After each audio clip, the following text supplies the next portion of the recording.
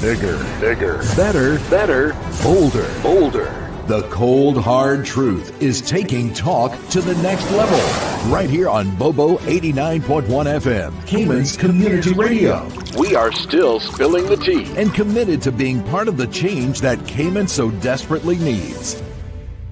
Join Sandy Hill weekdays from 7:30 a.m. for Premier Access, Cayman Voices, Truthful Thursdays, and much more. Cayman's #1 talk show is now bigger, better, bolder, and more than talk. Getting results with hot topics, consumer reports, court exposés, and more. I've come to set the record straight. I've come to shine the light on you. Let me introduce myself. I am the cold, hard truth. Now, from the CMR studio in Grand Cayman, Live, direct. it's the cold, hard truth. Now, join the conversation on 345-936-2626. That number again is 345-936-2626.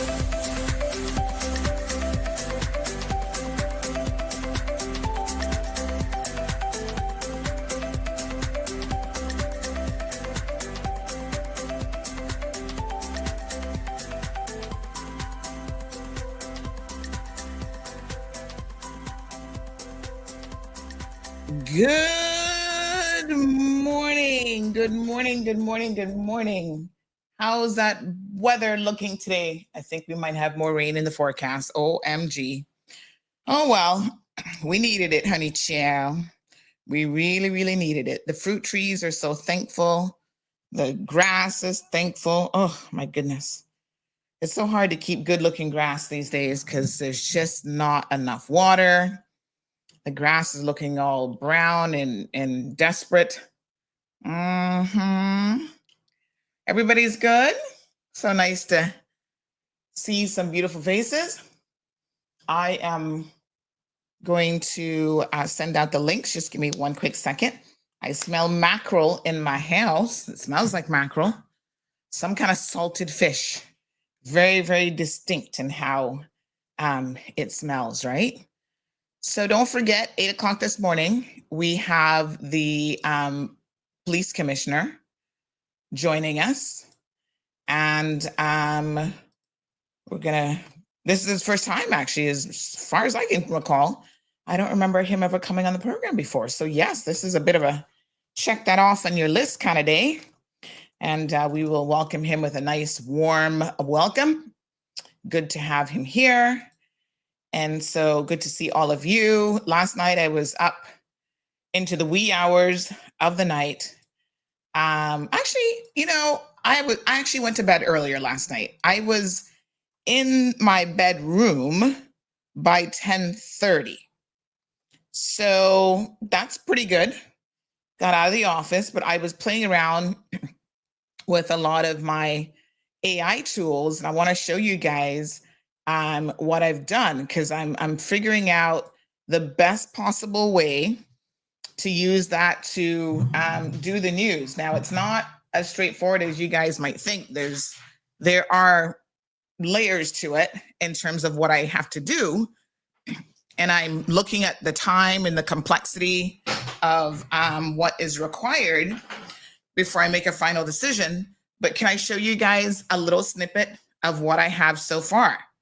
Because then I put it all together and I can have like a 10 to 15 minute news segment with different characters. So let me get your feedback. Now, I know some of you are a bit like, oh, Sandy, those AI people kind of freak me out. I know, I get it.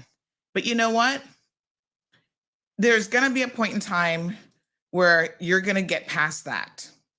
This comes down to simply getting used to something. And once you get used to it, honey child, you're going to ignore everything else. Okay, so I understand. I know what you mean, because sometimes the eyes are a little bit wonky and whatever. I'm like, oh, Lord, what the heck is this? But I dare say that this is going to be the way of the future. And think about it this way. Auntie didn't have to go out there and spend, 20 grand or even $500,000 on fancy lighting, a studio, or any of that other stuff. So for those of us who are operating on a budget, remember what Auntie Lottie told you, honey child, you can't spend more than you have, because then that's called debt. So don't get yourself in debt trying to keep up with the Joneses. You outsmart them with your brain. That's how you keep up with the Joneses. Well, you don't have to keep up with the Joneses, not at all. But in fact, we're going to exceed the Joneses or whoever, right? In news media here in Cayman, because we're going to take it to the next level. So let me show you my AI news snippet. So I'm trying to, at this point, get my characters in order for the news. I'm actually giving them names and everything like that, which I think is so funny, but I love it. I absolutely love it. And then what we're going to do is see how quickly I can compile a news segment in the evenings, because time is of the essence, especially if I'm doing it myself. Now, at some point, I may have to get somebody else to do it for me, because my plate is full, honey child. But let me show you. Let me show you the possibilities. And this is just rudimentary. This isn't me adding any, oh gosh, look at my back screen. Give me 1 second here. That screen back there is always grabbing stuff. I just need to, let me see if I can do it without turning around. It's kind of weird to do it without turning around, I must admit. Oh no. So that's my little calendar, my to-do calendar.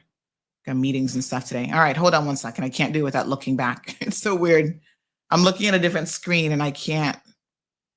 It's actually hard to do it because I need to look. All right, let me play the segment while I'm doing this, and then we're going to talk about it some more. So here's my first attempt at actually putting segments together. But like I said, there's so much more that I could do in terms of like layering the background and, but I want to, the key for me really is trying to get it down to a specific time. Like if I can do this and under an hour from start to finish, then it makes sense, because I can sit down, I can plan out, okay, from, not every evening I'm home, so it kind of depends, but, from say 7 to 8, I can sit down and do the news. We're going to air it at 9:30, because then we catch the stuff that comes later in the day. And there's a lot of stuff, like if you're trying to get news out at 5 o'clock, stuff happens after 5 o'clock, honey child. The world doesn't stop just because it's 5 o'clock. So have a look at this and tell me what you think. And welcome to the CMR Daily Buzz. I'm your host, Sandy Hill, bringing you today's top stories from across the Cayman Islands. Tonight's headlines: a Cayman fishing vessel remains stranded at sea awaiting rescue. 3 men face charges in an ongoing rental scam investigation. Police issue warnings about dangerous bicycle stunts among youth. And new medical requirements are announced for temporary work permits. Let's begin with our top story from the news desk. The Cayman Islands Coast Guard continues coordinating with Honduran partners in a rescue operation for a disabled fishing vessel stranded nearly 160 nautical miles from Grand Cayman. The 36-foot Cayman-flagged fishing vessel Cardvern, carrying 3 people, issued a distress call at 8:18 a.m. on Sunday, June 1st, after losing its propeller near Rosario Bank. The vessel became disabled in an international fishing area and requires a new propeller along with additional parts to resume operations. Despite initial coordination efforts, vessel owners report no updates as of 8:36 p.m. Tuesday evening. The owners are now planning to travel to Honduras to hire a private boat for assistance with repairs. Now let's turn to Monique for police news. All right, so that's what we got so far. And then Monique would jump in and she would give us a little bit of police news as well. So yeah, I'm playing with it. And let me see if I had Monique ready yet. I don't think I had her segment ready. Did I have Monique's segment ready? I'm trying to think. Okay. Yes. So that's the idea of it. Oh, I'm going to show you. Failed to download. Oh gosh, hold on. And the idea is, let me introduce you to some of my characters. I think you guys are going to like them. So we have, let me see if we have Monique ready. Oh, yes, child. Monique is looking good. All right, and she's ready. Hold on. Let me show y'all. Let me show you, honey child. This is Monique. Monique in the house. Check out Monique. Mm-hmm. Hold on. Here she is, coming in hot. The Royal Cayman Islands Police Service has arrested 3 men in connection with an ongoing rental scam investigation. The suspects were apprehended on separate dates throughout May and June. 2 men from Bodden Town, aged 64 and 21, were arrested on May 14th and May 28th, respectively. A third suspect, a 28-year-old Georgetown resident, was taken into custody yesterday, June the 2nd. All 3 face charges of obtaining property by deception. The fraudulent schemes involve fake rental property listings posted on social media platforms and classified websites, with scammers particularly targeting potential renters through so-called viewing deposits, demanding payment before allowing prospective tenants to view properties. Anyone who believes they may have fallen victim to these or similar rental scams is encouraged to contact the Georgetown Police Station at 949-4222. All right. So there's a couple things that I'm noticing and I'm learning as I go along. Obviously, I'm no expert. I'm very, very rudimentary. But yes, that was a mistake where my character had 2 different voices because I should have reused my voice. But I was just quickly last night trying to do a little something to test it out. But I love Monique. Monique is nice. Now, these are people, some of them you may recognize. We'll see as we go along. And then let me introduce you to the rest of the team. So hold on one second here. We have hold on. We have I'm going to introduce you to the whole team. Hold on. So we have our entertainment news correspondent. Okay. So here is Cynthia Ordonez. We're trying to give them Caymanian sounding names. There's Cynthia, and Cynthia actually is going to be doing entertainment and social media news. So, anytime you see her, it's entertainment news. Then we have, hold on, I'm trying to remember some of the names now. Oh, Lord. I'm not going to be the best at remembering them quite yet. Good morning, caller. Good morning, Miss Sandy. How are you? Hi, morning. Is this Big J? Yes, ma'am. I got a question for you. Yes, honey. How long do you know about the fish vessel Cardburn being stranded at sea now? Oh my gosh, since Sunday. All right. Mm-hmm. I got something to share with you and your listeners that might interest you. Yesterday, a vessel by the name of Cortez 1 left Cayman Port to pass where part my fishing vessel is. I received a call 3:00 this morning, Sandra. And I called the Coast Guard right away. You know what they tell me? Yes, we was aware of that boat. I said, well, why you don't contact me? I was updating every time the Cardburn called me. Why you didn't call me? So when they found out about this boat, she was done out of Cayman water. I said, well, did it enter here illegal?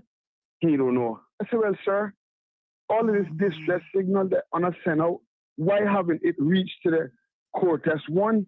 That is a Honduras boat leaving Cayman to go to Honduras.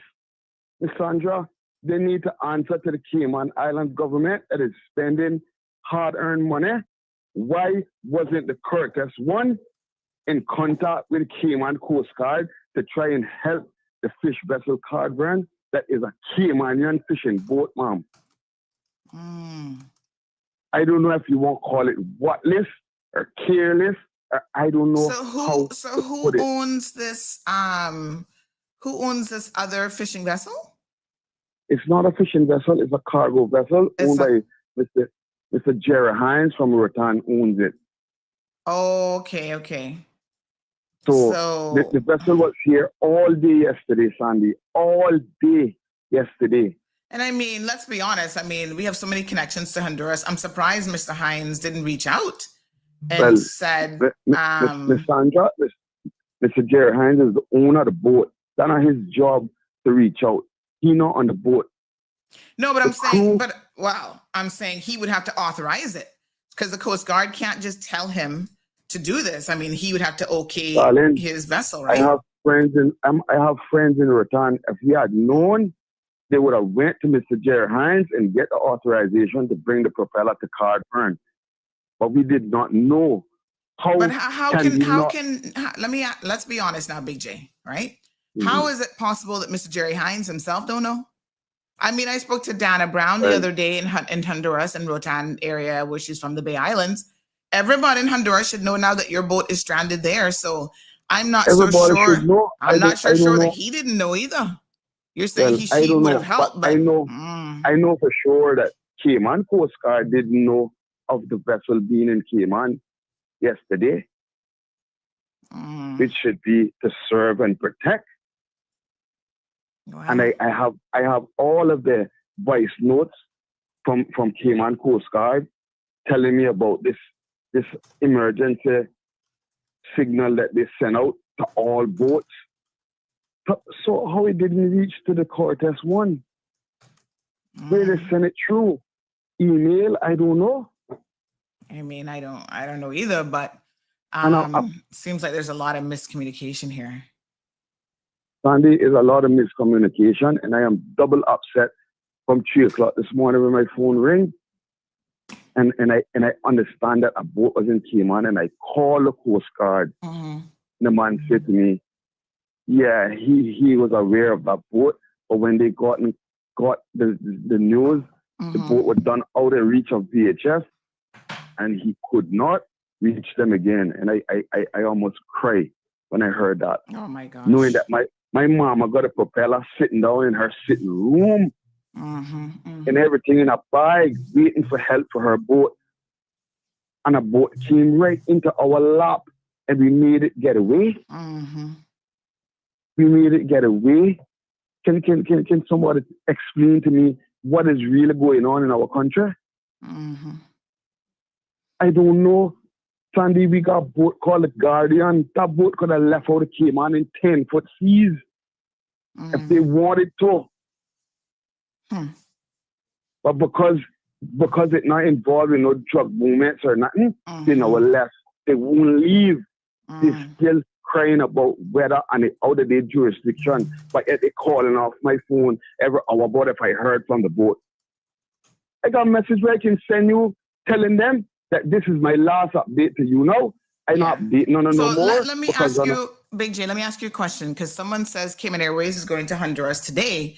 Is this something you can send on the plane? It is something I can send on the plane. So why you don't run down to Cayman Airways and see if somebody can, I don't know if they do cargo to Honduras or. Sandra, that's another story again now. Oh Lord, have mercy. I can get a propeller in Honduras. The cheapest boat I found in Honduras to go and deliver the propeller to the Cardburn is 125,000 lempiras, which is about $5,000. Which is about $5,000. And Sandra, I can show you. I got the money right here in my hand that my mama gave me yesterday, and I got to go to the ATM this morning with her debit card to draw some more money. And Sandra, my heart told me last night that these guys that I'm in contact with is scammers. And I messaged my mama. Big J, pause. Stop right there. Yeah. I have some good news to you. Good news for you this morning, okay? That sounds sweet. Yeah, this is going to be really sweet. You're not going to do nothing for me. I'm just going to give you good news. That's why we love CMR. We're going to give you some good CMR news. Okay. Cortez 1, right? That's the name of the vessel you were just telling me about? Yeah, yes, Mom. Yes, that Mom. vessel is en route to your people right now. Okay. All right? Okay. En route to them now. Okay. That's what my very reliable sources are telling me. Okay. So hold it down. Yes, they might not know, but hold it down for now, and let's see what happens. Okay then. Okay. All right. Okay. Okay. You have a beautiful day. Yes, and I'm hoping. Yes, I'm hoping that is going to be the end of that story, and we can celebrate tomorrow that things are going to be sorted out. All right. Okay then, Mom. All right, my dear. It's still still ask the question to the Coast Guard, why didn't they know about the protest one, ma'am? Well, it seems like it's on its way to you, so answers. somebody must have been able to contact them. So I think we're good. I know exactly who contacted them, the Honduras Coast Guard. Well, let's see. At this point, we don't even care no more who contact them once they get the care. help. We don't care But once you get in contact. All right. All right, then, ma'am. Thank you, my dear. All right, Okay. sir. Good, Bye-bye. good. All right, folks. Hopefully that's it now. Because Lord knows I've been hearing about this story since Sunday and today's Wednesday. He's right. I'm kind of tired of hearing about the story myself. Let's just get this done and dusted. Finished. All right, here's the rest of my AI news group. Look at this beautiful Caymanian looking face. So let me see now. Carrie asked a good question. Why not get real people? Carrie, this is where the year is 2025, the year of his Lord, 2025. You got to start thinking smarter. Real people is so 2010. We're in 2025 now, honey child. Why do you need real people?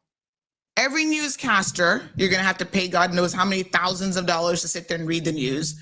I got to tell you, a lot of them are no better than my AI people if they stutter a little bit, because I watched a little snippet of something last night and I was not impressed. The cast members interacting with each other, it was disjointed. It wasn't smooth. I didn't get a professional vibe from it. So I wasn't impressed. Now look at AI Cynthia Ordonez. Makeup is always perfect. Always looking good. We can change her backdrop easily. We can put her on location. There's so much stuff that you can do that you simply, you're limiting yourself when you're thinking of using a live person. It's expensive. You've got to go out there and build out a studio. Your studio can never change. Well, you can, but you got to have more money to change out a studio. We could go from that to this with, I haven't named him yet, but here's this guy. We got weather alerts. So now Lydia Scott can do all of the hurricane reports and weather. We got and welcome to this in the house, right? We've got we've got Monique. Oops, hold on. Somebody says Monique is so cute. Can I get her phone number? AI dating. Soon come. I can have a full complement of staff. And the cost to use these tools is far less than trying to get, this is so far we have how many? 5 people in the studio. You know what that would cost you in the real world to have a studio set up and paying 5 people to do your news? You've got to start thinking smarter. That's what this world is all about now, honey chat. Look at our fella here about to deliver some sports news. I'm just saying. And humans have limitations, right? If I send something right now to a human being, they're like, oh, well, I'm busy today. I can't get to it until whenever. We don't have that limitations with AI. My AI team can work 24/7, right? If a piece of entertainment news drops right now, AI Cynthia is ready to hop on it. I can't hear no excuse about, oh God, Sandy, I'm out with a tummy ache, or, I can't get to the news right now, or I got to drop off the kids somewhere. Let's just be honest. This is why AI is going to replace some of y'all, because y'all not even thinking, you're not even forward thinking about the future. Now, here is the crazy thing. Shamika likes Monique as well. Here is the crazy thing about it. AI is going to replace some of you all, not because it's necessarily replacing your job. It's replacing people who don't understand AI and who don't use AI. And I don't mean in a rudimentary way. Everybody thinks they're ChatGPT experts, and you're actually not. So this is where now y'all have to decide, how are you going to do this? Are you going to keep up with the times or not? Thank you, Abby, for the feedback, because I can also Caymanize my accents. You saw, my AI, this is actually my voice, but AI version of it. So again, I talk already for 2 hours a day You know what it is to sit down and do more talking for a newscast? I don't have to. The AI tool has my voice, and look, yeah, you can tell it's AI. Lines. A Cayman fishing vessel remains stranded at sea awaiting rescue. 3 men face charges in an ongoing rental scam investigation. I mean, not 100% me, but close enough. You know, and I can change accents. There's just so much that I can do.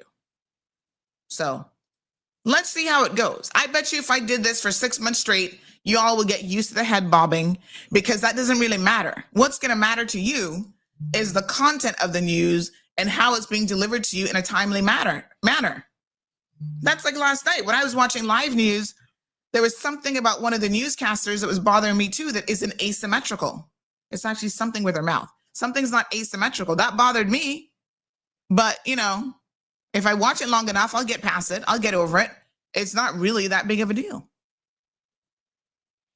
Justice will be served says, if Sandra can say that she prefers to pay AI than Caymanians, so why is the government attacking work permit holders when they're doing dirty work that Caymanians won't do? That is so funny. Well, there's going to be a lot of truth telling, you know, around the place when it comes to AI, and you guys, yeah, I mean, I do have to pay for the AI. It's not free when you get to this level. Corrine says, love it. That one looks younger than you. That was a younger version too. That was a couple years ago, I think I used a picture from. But yeah, I mean, lots of things that we can do with it. Just stick with me, honey child. I'm going to change what you think about AI. And can we be AI listeners and commentary? What does that mean? Can we be AI listeners and commentary? Well, you can be a human listener. I'm not quite sure what you mean by AI listener. What's an AI listener? Like you're listening to it? Maybe clarify, because I'm not quite sure what that means. But yeah, civil servants who are non-Caymanians leave, the deputy will let AI do the job to cut from paying. It was funny because just yesterday I was having a bit of a conversation with someone when they saw some of my AI characters, and they said, you know, even the civil service, where's Mr. Frans Manderson this morning? They were saying even the civil service could do so much more with automating and using AI tools to streamline stuff. And one of these days, AI gonna come for their jobs too.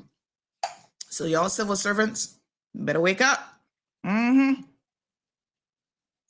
Soon enough, we're not gonna need any real person sitting there answering the phone. It's all gonna be automated. AI can be like, line 1, you'd like to get through to the deputy governor's office? Please hold, ma'am. And transferring quicker than any human can do. We've already seen, you know, press 1 for it's going to get better. All right. We have someone in the studio today who is not AI. He is the real deal. We might have to start introducing our guests as the real deal so that you know who they are, because you might be like, ooh, is that AI Mr. Kurt Walton? Nope. This is a real deal. We want to wish and welcome none other than Commissioner of Police, Mr. Kurt Walton, into the studio. Good morning, sir. Good morning, Ms. Hill. How are you this morning? We're doing wonderful. And I can confirm that you're not an AI person. Absolutely not. I'm real here in person. I suppose it's for me, I sort of welcome the opportunity to be onto your show, and I look at it as more as another way to engage the community, I suppose, on an online platform as opposed to the usual town hall and presence physically and under a roof. So it's, I suppose it's new for me, but certainly welcome it. So thank you for being the host and inviting me on. Appreciate Absolutely. it. Well, thank you so much. And I was mentioning earlier that this is actually your first time in our program. So a super warm welcome. Yes. Everybody lift your coffee mugs, your Milo cups, and your water this morning to Mr. Kurt Walton. We hope this is one of many visits here on the program. And again, you know, we were talking about Commissioner Walton, innovation. And I'm always sitting here trying to think about how to innovate, because in my head, that's the way forward. And that's just life, to be quite frank. And innovation means saving money. It means efficiency. It means, being able to capture information that perhaps previously you couldn't. Even in terms of the court office, I have put in a request. I think I actually did an email, but I've been speaking to the Chief Justice about allowing reporters like myself to, discreetly and privately record transcripts, like AI the court proceedings, because then that means more accurate reporting. Because I tell you, I'm sitting there typing, and there's sometimes I'm distracted by something, or I hear, I can only type so fast, and I might miss a little something. And afterwards I have to go up to the lawyers. What was the sentencing again? What did the judge say about this, or the magistrate? So we miss things as human beings, and with AI, all of that is captured, transcribed. And then the beauty of it is, if I do that in real time, I can send that to, Renee, who's in Florida, writing the news story, and bam, have it up. I just got the story. So I want to talk about the RCIPS, because I know during your recent press conference, you talked about some ways in which, and you noticed those were the questions that I was asking, right? Because I'm always trying to innovate, and I want to know what other people, including the government civil servants, are doing. And you mentioned that there are some ways in which your organization is looking to innovate. So let's start there to kind of segue the conversation. One of the things you mentioned was the use of body cams. Can you update our listeners a little bit about how that would work? So I suppose, good morning, everyone. Just to say, really, so for me, it was when we wrote our strategic policing plan 24-26, it was built really around three pillars. One was people, investing in infrastructure, and investing into governance, looking at our governance processes and structures and procedures and everything in there, because that's all about accountability. And then we looked at infrastructure. So within infrastructure, that whole those big issues around technology and innovation, what we can do to take us into the modern way of policing, as we're seeing a lot of modern police forces are going around the world today. So body cams is just one of a mixed bag of technologies that we're looking and moving forward. So as far as body cams, what we've done, we're currently running a pilot program. We've got around 20 body cams currently deployed. We wrote a policy on it. I'm currently having that looked at, not just from a policy, but holistically, when we decide to that we're happy with all of the nuances, make sure that we iron out all of those minor glitches, because within technology, we'll always have some glitches to work through. What I didn't want to do is invest into, let's just say, 200 body cams, and then I don't get value for it. So to start with 20, see how that's working. We've got a technology team, I suppose, a project team, and that's led by my Superintendent Roger Williams, who I look at as the next generation, and full on into technology and understands it certainly much more. So my view is I have the vision for it, and I let the people who know the business run it and come back to me and give them the support that they need. So we're running this program, and with the hopes that eventually that advance into more broader deployment of body cams. And really what I think it does is give the community the confidence that, one, that police officers out there, we're open, we're transparent in how we go about our business. If there's any complaints made by the public, as you know, under the Public Police Complaints Act 2017, Ombudsman is an independent body that investigates the police. So it gives also the opportunity for the Ombudsman to review those footages and see, at the end of the day, it can prove or disprove allegations made against the police, or it can prove or unprove complaints that are made. So I think it's a good thing. It's how it's going to be managed, because as you can imagine, there's a lot of privacy issues involved there as far as storage of data and how that's going to work. So all of these big, I suppose, legal issues I'll have to get ironed out, but that's all in hand. That's going to be managed properly. So we have the policy, procedures, and the legalities around that. So that's just one of many areas I'm looking at technology. We just started yesterday our first laptops in cars. So that's another pilot program, and the purpose behind that is what is happening at the moment. Officers are out on the roads, out on the streets, doing responding to calls for service, and having to come back in at the end of the shift and sit in front of a desktop, spending hour or two updating reports. So at the end of a shift, the relieving shift knows what has taken place. So we're trying to speed that up and be more efficient by having laptops into the cars. So we're running a pilot program there. Obviously, we have to make sure that the infrastructure is compatible with the operating system as is. So I can't just dive in and start spending hundreds of thousands or thousands of dollars without fully appreciating some of the technical challenges. So I'm trying to do it in a slow, methodical, but a balanced approach.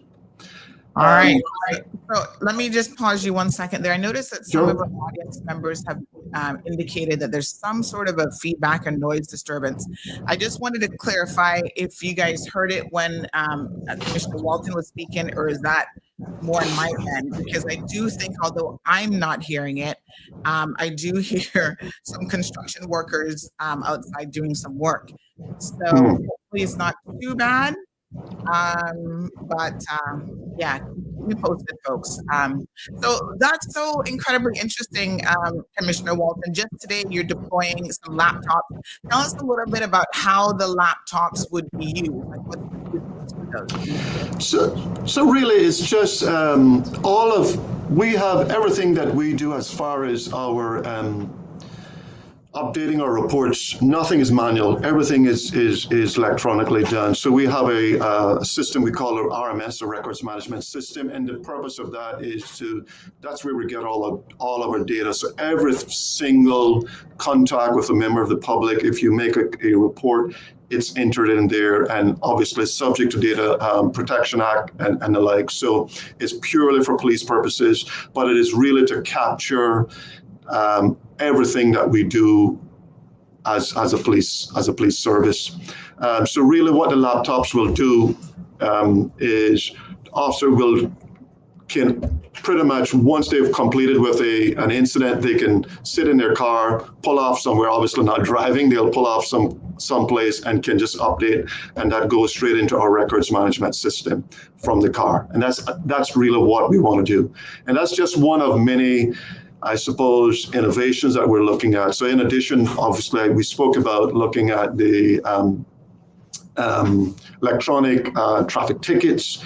That's work ongoing at the moment. It's a project that I've been working within our own team, but as well as the judiciary. And I know Chief Justice is keen to have and her team really keen to have a electronic traffic ticket system as opposed to the current manual system that is in place. And where ideal situation for me would be ticket is issued electronically and it goes straight to the individual's email, and you can leave there and pay online, and within 20 minutes, let's just say you've paid your ticket. That's your utopia. That's the vision, and that's what we're striving towards. And that is the same vision that the Chief Justice and her team has over there. So that's really the ideal, and it works. It's currently in play in Jamaica, believe it. It's the JCF is operating right now. They've got an operational system and working with all of their driving vehicle licensing department, the judiciary, and so that's working well. So there's no reason why we can't work towards it. That's fantastic. We have a user question here, and hopefully somebody said it's feedback, so maybe just they can have a little look at your settings there, because I'm not sure if there's something. I don't know. Sometimes if there's another tab that's open, that can cause feedback because you're hearing it basically twice. But we'll work with it. And next time I've said to your team, if they can give you a headset, I find that's always likely to reduce the noise and stuff. Gotcha. Here's a question from Gabby. She says, and this comes down to police trust and stuff, right? When it comes to technology, she says, but y'all can just wipe the camera data if something doesn't go your way as well. So of course, I know that these things come with, limitations in terms of who can do what, and also there's what they call an audit trail. So even in your systems where people go look up reports, you can see who is looking at reports, who edits reports, who does what. So I'm assuming that these police body cams come with safety precautions built in, which means that the officers themselves can't abuse things. Is that correct? Oh, it leaves a footprint. Even with our own, as I mentioned, a records management system, there's a footprint. Well, you can't wipe anything from the system. I mean, cameras are in. It's not, the companies that make these have taken all of the integrity tests, challenges in place, and considered all of those. So this is something that's now worldwide. The United Kingdom, the U.S. So this is all tried, tested, and proven. The issue would be whether or not the officer has turned on or turned off the camera. That's the issue there. So that's where the issue then come in around integrity. So that's where we now we'll have our policies and processes in place to make sure when do we turn on that camera, when do, so, because there's not every time you need to have the camera on. So if I'm in the room and you're making a complaint to me and we're taking a witness statement, there's no need for me to record it on my camera. So, and again, it gets back to the privacy issues I mentioned earlier. There's a whole lot of considerations around storage of data in terms of privacy. We have no need for data that is absolutely irrelevant. So it would only be if it becomes relevant as far as maybe it's needed for evidential materials. So officers out at 2 o'clock in the morning, go to one of the nightclubs. There's a fight in progress, and you've responded, and you need to capture what is taking place there. Right. Exactly. And of course, again, your policies would dictate when it's on. And when it isn't, your officers just have to know. Yeah. Correct. All right. So Ms. Amelia seems to like the idea. She says body cams would detect all those corrupt, lying officers on the force. Well, I think there's a lot being said out there, and I think it's a bit unfair to my officers to when you use, I think, superlatives like all is, I think, is unfair. I've stated before, I said it last year in a press briefing, that where I have uncovered corruption, I root it out. I make no make no apologies for it, and my position has been firm, and I stand with that. And any officer know if they step outside of the boundaries of the law, where I stand on that. So, and I think there's clear evidence of my position around that. I don't need to say more on that. Okay. All right. So traffic. We saw during the, not just traffic accidents, road users, road safety, and we see a few questions here coming in around this. And we know during your press conference, this was a big area of concern for you. We see Dr. Drizzy says, can you ask around road safety for walkers, runners, cyclists, etc.? We're seeing a lot of incidents, also asking about speed cameras, automatic ticketing, and other people just saying that a number of accidents and road that's happening in the roads, it's madness out there. It's absolutely, I mean, I just had, sooner or later, everybody's bound to get in an accident, of course.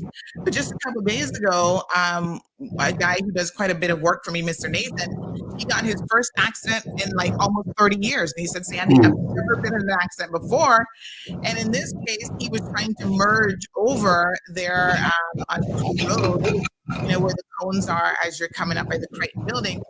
And unfortunately, a driver was coming he thought he had enough time, but she was racing so much that he literally just sped and ran into the front of him. That's how quickly she was coming. He didn't even have time to get over much more than that. So road users are out there doing the most crazy stuff.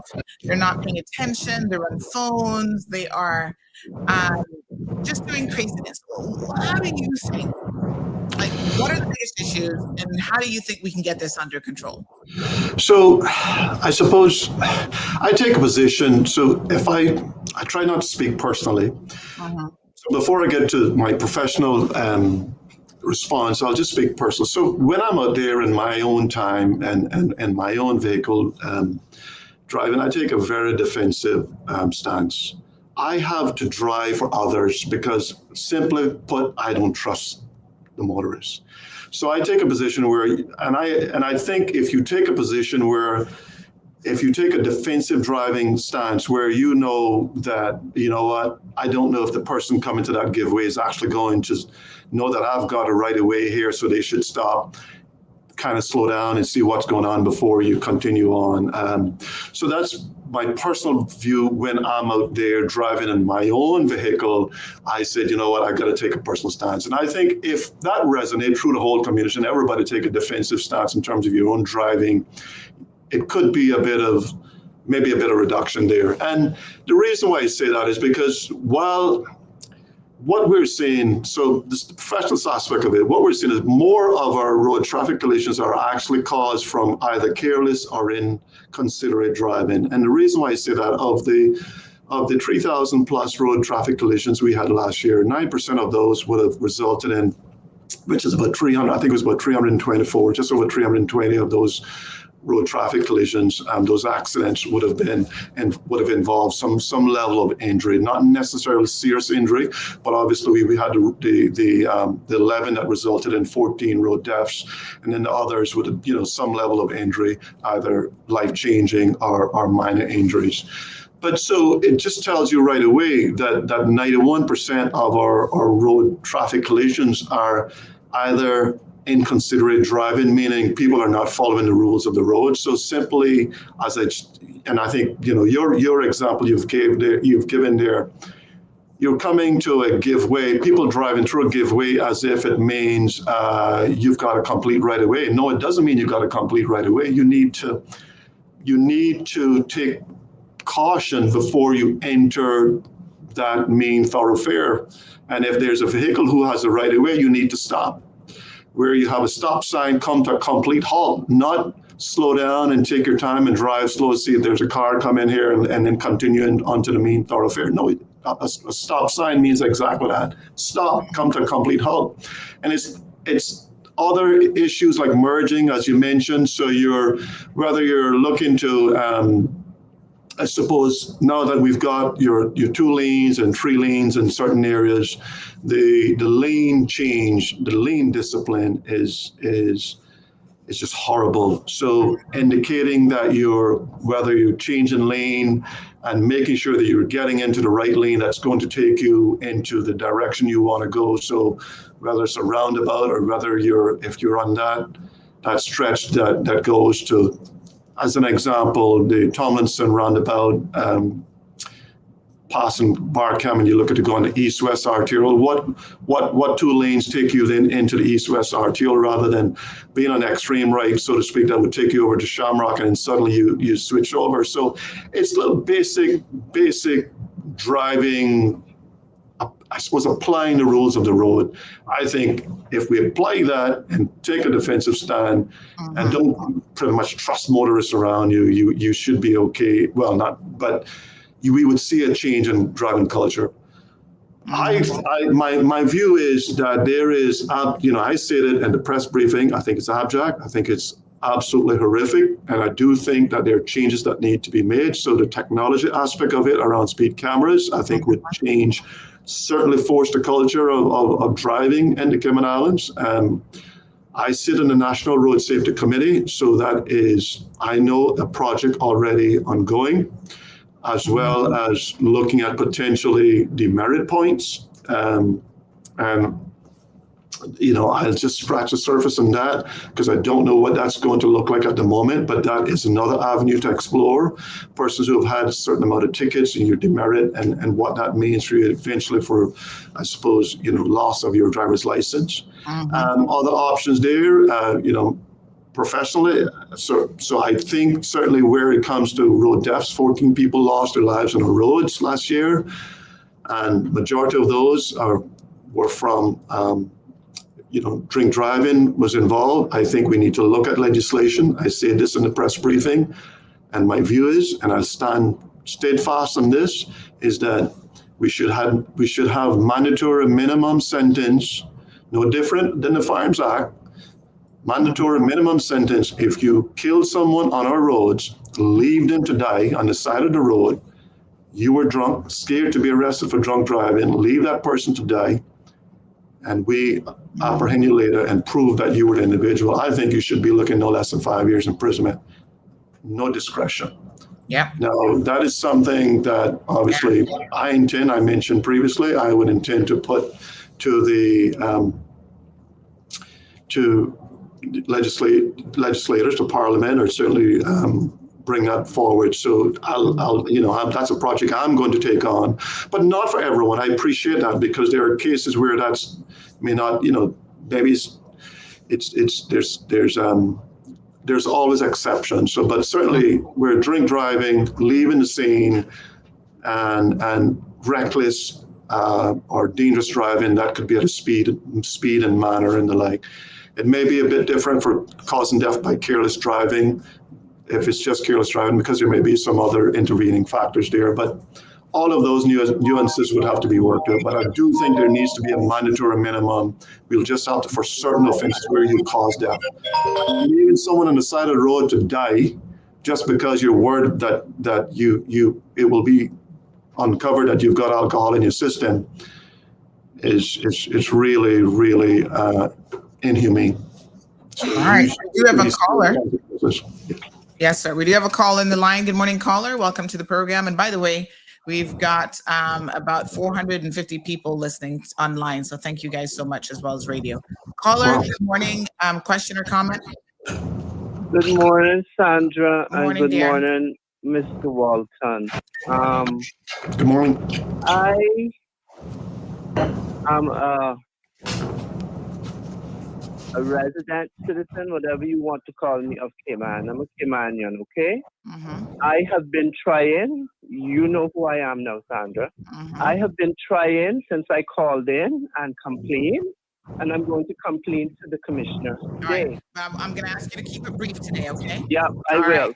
Good. Since I'm just going to say this, I almost lost my life on Conch Point Road, and I have filed a report. I have asked for CCTV footage to be pulled, and all now this is going on way over a month. No one has contacted me back. You have a very rude officer in Georgetown, 180 Clark with an E. I was told by him that I am sick and I need help because I was trying to get help and find out why no one is basically pulling the CCTV for the driver that almost knocked me down doing 70 coming out of. Can I ask how long ago was this? I have a report. I can give you the report number, but it was about a month ago, sir. Okay, please. I called you out on the show. I have went as far as to the governor's office. I got rudely embarrassed and insulted by a young lady there and told to go back and reach and find the commissioner. That's what I was told. Can you give me the RMS number? We'll take it down. I've got someone making notes, and we'll take it down, and I'll have a look at it and get it. It is 2025 011 808. My other question to you, I'm going to leave it here. We have it. We have it. Thank you. We have it. Thank you. I'm going to ask this question. Since the police station in West Bay has been non-operational, I've seen work being done on the roof. I assume the roof needs fixing. I think I have not. No. So we're back. Yeah. There has been The lack of policing in West Bay really is pathetic for a police service. There is no policing going on the area of Conch Point Road, Birch Tree Hill Road, and Captain Reginald, and it's being used as a race track. The police is going to have to put a car there to catch these persons. All kind of stuff is happening on the road, speeding, on fit cars, whatever you call them, tail lights hanging out, wires hanging out. Your police officers in West Bay were able to tell me weed smoking in cars, passing people on cell phones, the speeding. It's used as a racetrack all hours of the day and night, especially at night time. You can hear these cars coming with their vulgar music racing down the road. There's no police presence. And when you call West Bay, you get insulted. And you get insulted by foreign police officers. You have a detective or a superintendent in West Bay, Hang Law, Lang Hall, or Hall Lang. Up till now, that gentleman hasn't called me back when I left a voicemail on his phone. There's no community policing officers in West Bay, sir. So my question is, what is the police doing in West Bay? You hardly see the police in West Bay, and I'm going to leave it here. I'm very upset. I'm sorry. I have no trust in the police force right now. And you all are going to have to earn the public's trust, because I'm not the only one complaining. This foolishness has to stop. You have police officers driving up and down in the people's vehicles that they are mashing up, and windows are up. Where's the community police officer that we used to have years ago? Where are the meetings that you come into the district once a month to update us on what is happening? You have to get your officers out on the road. I am sorry, because where that happened to me down by Conch Point, by Pampertunis, had it been 10 people on horses going for a horseback ride, you would have had a serious accident. This lady that almost ran me down has a license plate that is specialized with a name. I want her found out, and I want to file the charges. And I'm also filing a complaint against West Bay Police Station and the officer that I called out, 180 Clark with an E, because I have had it. All right, I am a citizen, and I want help in West Bay. Thank you very much. Thank you, my dear. I do appreciate it. All right, folks, we only have very limited time with the commissioner, so I'll ask you to get straight to the point. Good morning, caller. Welcome to the program. Hi, good morning, Sandy. Good morning, Commissioner. Good morning. Walton. Good morning. I posted a question, Sandra, but I just wanted, because I know there's a lot coming through, just wanted to ask Commissioner Walton. The bicycles right now with our youth on the streets are crazy. It's a major havoc. And just wanted you to talk, just to touch a little bit on that. To send a clear message out to our youth. It's for their protection and for other persons on the road. But these bicycles, a lot of them do not have lights on them. I'm not sure what the status is in regards to do bicycles still now need to be licensed. But it's not just on the streets, it's also down by like Cayman Bay, etc. So I just wanted to touch a little bit there so that maybe parents and even our youth might be on the radio this morning listening. Because again, like I said, just want to protect our youth as well as those persons on the streets with these bicycles. Thank you. Thank you so much. So there are a lot of questions coming in. I think this is worth clarifying here, Commissioner. And I do want to get to some people who have some specific areas that they're saying that your officers need some additional presence. But one person says, hi, Sandra, I cannot understand why we can't implement a point system that is also tied to the insurance industry, where in any traffic offense, conviction is automatically registered with their insurance company. After a certain amount of points, your license is suspended and your premiums are increased. This system is used all over Europe for decades. There are people saying, your recommendation of 5 years is too lenient when someone takes life.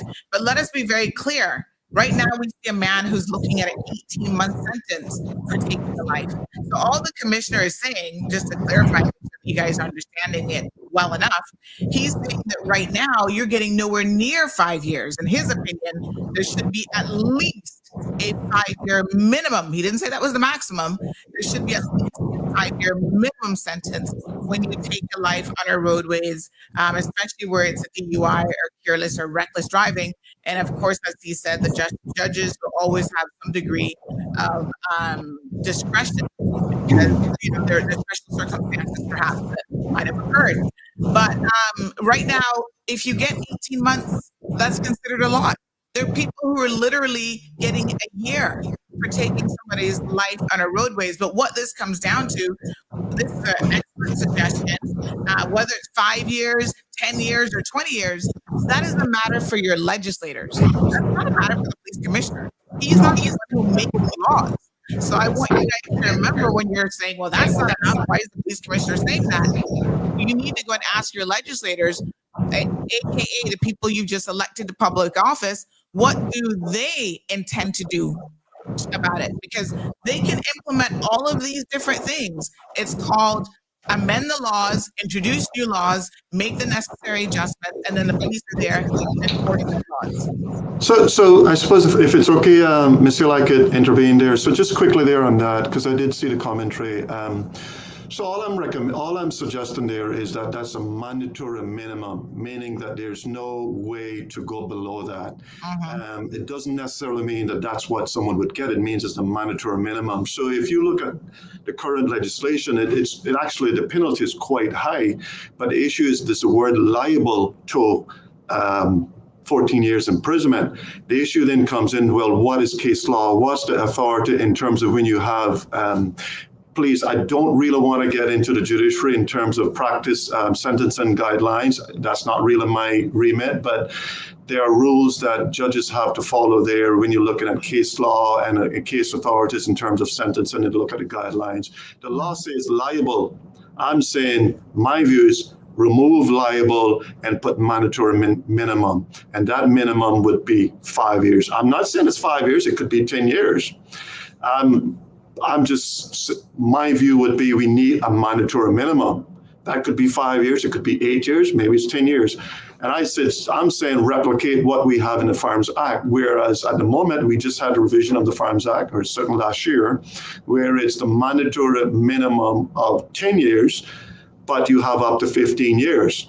So the discretion there is 5 years. Well, if someone pleads guilty to possession of firearms, mandatory minimum, the judge can send that person to prison is 10 years. So that's all I'm saying is a mandatory minimum of 5 years. And that's just a recommendation from me. Thank you, Mr. Hill, for clarifying that. It's not from me. That's my it would be part of my recommendations. It's really ultimately down to Parliament to see what I would look at. But that's my own professional view, and I think that would start to change the culture of driving here. I think it's horrible that you can run someone over and leave them to die on the side of the road and not have a conscience to say, you know what, I was wrong. Yes, I was drinking, but at least let me do the human thing and stop and at least render assistance. You may have actually saved that person's life. Yes. In relation to the caller and the bikes, any additional comments that you wanted to make? I know you guys just issued yesterday a warning about that. Sorry, I should have mentioned that as well. So we did issue certainly an advisory about what we're seeing now on the roads. Just this weekend, we're seeing certainly a number of youths, and when I say youths, really in the young teens, 13, 14-year-olds, that age group, in numbers and on the roads now, and BTX type bikes, I suppose, and wheelies. And what we're now seeing is this TikTok challenge of swerving, going into oncoming traffic and then swerving at the last minute, and that's really, really dangerous. Potentially could have life-changing consequences, and we need to stop that right away. As far as someone mentioned earlier about bicycle tags, right now there's no law in the Cayman Islands that says a pedal cycle must be licensed. Mm-hmm. Well, lots of areas that I think legislatively things need to be tightened. This caller has a complaint. They said, please ask about the traffic coming from the east using northward onto Wilty as a shortcut, causing bottlenecks in the morning. They go on to say that there have been 3 accidents in Hudson in the past 6 weeks, all due to excess traffic speeding through from the east in the mornings, using it as a shortcut to the main road. This isn't a road design issue. It's a serious traffic management and safety problem. Drivers are overtaking recklessly in a narrow residential road, turning it into a racetrack during peak hours. There's school children standing alongside the roadway, waiting for buses, and parents struggling to reverse or pull out of their driveway safely. In some areas, traffic bottlenecks get so bad that the residents can't even exit their homes. Wow. Yeah, so we've had complaints about this area over on the Eastern Districts. I've sent the helicopter up, look at it. We've had officers deployed in that area. The issue of traffic, certainly coming out of the Eastern Districts, is a massive issue. It's a huge road infrastructure and engineering issue. The roads at the moment, 6,000 to 5,000 cars on not enough roads. There's over 500 miles of roads. It's challenging to put a police officer at every mile of our road. As I know, I keep getting demands, why can't we have a police officer at every mile? Traffic is, I would say, probably for me as a police commissioner, one of the biggest challenges but we're doing everything we can possibly do, humanly possible, to try to remedy this issue. When we do identify some of these areas that are causing, I suppose, those pressure points, like the Wilty and all of those other areas, there is a need there if there are concerns around children in the morning. So what I'll do is I'll raise this issue with my traffic inspector and my commander over there on the Eastern Districts. So we'll have another look at it, but it's a real holistic. Traffic in itself is a big issue. It's not just, I get it, I cannot, and by no means am I saying that I'm, moving away from my responsibility around enforcement. We have a duty. I'm accountable as far as looking at the issue around traffic, but the broad sense, the whole traffic situation here, 400 to 500 cars coming in every single month. We're now 6,000 to 5,000 cars, 6,000 to 2,000 drivers, and I don't think enough roads to hold all of those cars. And the amount of cars have doubled, the amount of drivers have doubled, and from a policing perspective, 16 years ago, and when I say double, if I go back to 2008 and look at the numbers there, I had 370 police officers. Today I've got 384. That's 14 more I had compared to 16 years ago. When the world went into recession, we had 14 police officers less than what we have today. Wow. But the organization itself has expanded, and I've said this previously, and it's why I continue to say, and I will forever continue as long as I'm police commissioner, that the organization need to grow with the population, grow with the infrastructure that we're seeing out there at the moment. It's a real challenge. We've grown internally, but I've had to stretch resources. We've stretched thin. I've got a Criminal Bureau of Financial Investment, a CIBFI that we never had before. We've got a number of expansions. So all of these big topical areas we have to look at, we've had to stretch our resources to try to meet all of those competing demands. But for me, our priority is traffic, community policing. I've said my 2 number 1 priorities, traffic and community policing. And it's why I asked for that uplift. And I'm confident that will happen. Mm-hmm. All right. If I may add, Michelle, we're certainly going through a local recruit campaign at the moment. Well, we just closed on it. So we've got a good response there. I'm happy to say as far as Caymanians applying. So if all goes well, I can have at least 20 people, minimum of 20 local recruits in our classroom, hopefully starting midsummer. Mm-hmm. As well as we're running a special constabulary program. Special constabulary for me, voluntary, but is absolutely one of the best I think, one of the best programs we can have, because our special constables really provide a real valuable resource, especially driving some of those and managing some of those traffic issues. So I'm really looking forward to that and see how the outcome of that. All right, we do have, oh my gosh, so many comments. Let's get to caller first. We'll try to prioritize the caller, and then we'll get back to reading some of the comments. Good morning, caller. Welcome to the program. Good morning, Sandra. Good morning, good morning to the commissioner. I appreciate him taking the time to talk to the public and get some feedback as well as put his information out there. So I'll try to be brief. There's a situation or a condition that people refer to as the broken window syndrome, and I think I find and there's always been chatter about their lack of trust in the police force, and just food for thought here. I have personally witnessed on multiple occasions, and I don't want to be taken the wrong way.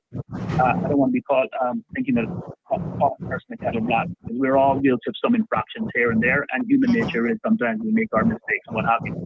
But I have on multiple and almost a daily, if not a daily, situation that I come up in traffic with police officers. They are just as guilty of not using their turn signals. They are actually rude, disrespectful when you interact with them. They roadblocks or what have you, which I haven't been through one in a couple of months now, probably since the Christmas stuff, Easter. But the point being is, if you're hiring from jurisdictions that have a much lower standard of living than we have, a lot of these people are desensitized. So when an officer sees garbage being thrown out of the car, either they're too busy doing some more important work, or they couldn't be bothered either way. Police officers it's possible for police officers not to see vehicles without tail lights, which I see on a daily basis. I see no traffic signals. I see police officers changing lanes in the roundabout in their police vehicles. No indicators, no sense of I'm trying to merge over. And so I think, in my opinion, and in conversations I have with the general public, there seems to be a disconnect, a situation where we're not realizing that they themselves are in serious need of refreshing, retraining, and some sort of training in terms of communicating with the public. Now, I can't sit here and pretend to imagine what an officer has to go through on a daily basis dealing with those less desirable people who just cause trouble for them all the time. And you do this job day in and day out, that you're having to deal with this. There is some desensitization that's going to happen there to some extent. And I don't know if there is a program, but if there isn't, somebody suggested you put one in there that every 90 days or whatever, they take these A, driving certification, and B, that they get some public relations or communication type refreshers, just so that it's in the forefront of their mind. Because I got to tell you, their lack of ability to speak respectfully to somebody is ridiculous. It's very few that I come across. I got to tell you, the best ambassador for you is that gentleman who does traffic control by the court. I don't know his name, but he's your best ambassador ever. But other than that, their inability to spell when they're doing reports is incredible. Their lack of empathy when you're reporting thefts, when you're a victim of a burglary, which I was many years ago, the way that was treated was I got to the point where I told the officer, listen, the next time that I'm going to call you, it's not because I'm calling you because they're breaking into my house. I'm going to call you because I need help because I've been assaulted by the person breaking into me, or he's going to need help because I took care of it myself. I call him after, not before, because I felt I got zero response to them in any kind of proactive way and try to resolve the situation. And so, again, I guess I said all that to say I want to underscore there has to be an improvement in communication and a level of people understanding that we expect, we have a certain level of living here, and we expect that we be treated accordingly, and that's not always the case. I can't paint every officer with that brush, but in generally speaking, when the general public has that same sentiment, it says you have a problem. And I thought I'd throw that out there, unlike other people who just say it behind closed doors. I'd rather say it in public. And I thank you for the opportunity to allow me to voice my concerns, and certainly you take it on board in a positive way as opposed to being just critical. And thank you for your service and all your help. Thank you. Really, really appreciate it. All right, so, Commissioner Walton. Yeah, thank you, sir. I appreciate that. So the position I take, and I continue to say this, and my position is it resonates through the entire organization, is that as police officers we are, and your point there, I don't take any offense to it. The position I take is we have to accept public scrutiny, criticism, whatever that may look like. It's not always nice. It's the reality of the job. But then look how to utilize it. So the position I take here is, okay, you've made some points there. So it's how do I look to utilize those points? I'm sorry, you sound like you're getting a bit of reverb. Yes, I just want to remind our callers that when they call in, they have to ensure that their radios are turned off, especially when you're calling on WhatsApp, because I can't mute you on WhatsApp. So if you're calling, Mr. Amelia, welcome. Please and kind to make sure you turn off whatever's in the background before you call. Sorry, Commissioner Walton. No worries. So just to recap, I suppose if anyone missed it, as far as the gentleman there, just really quickly, just to say yes, accept public scrutiny. That's the nature of policing because of the very job itself. Policing is out there, police out there, and we invade people's rights. When I say that, obviously in a legal way, as well as potential for taking away your liberties. So it's why there is a much higher level of scrutiny on the police. And so that's totally acceptable. So that's just the way it is. The key then is how do we utilize that public scrutiny and some of the commentary that we're getting. So for me, when I hear about the issue around not getting, I suppose, the service that you needed when you made a report of burglary, what I would say is, Mr. Amelia, you have to wait. That's why I keep telling you, if you call the regular line, you're probably able to hear that the commissioner is still speaking. So just hold on, Commissioner Walton. So what I will say is that we attend every single burglary. If you compare us to what you're seeing happening in the UK, you'd be lucky to get a police officer attend a break-in at your place, unless there's clear evidence at the scene. So, for instance, there's blood at the scene. Whereas here, we attend every single report that is made. If we don't attend, then I expect a complaint to come in, and I will deal with that as police commissioner. Our burglary stats show that we had a 28% detection in 2024, and that's continuing with where we were the previous year. So,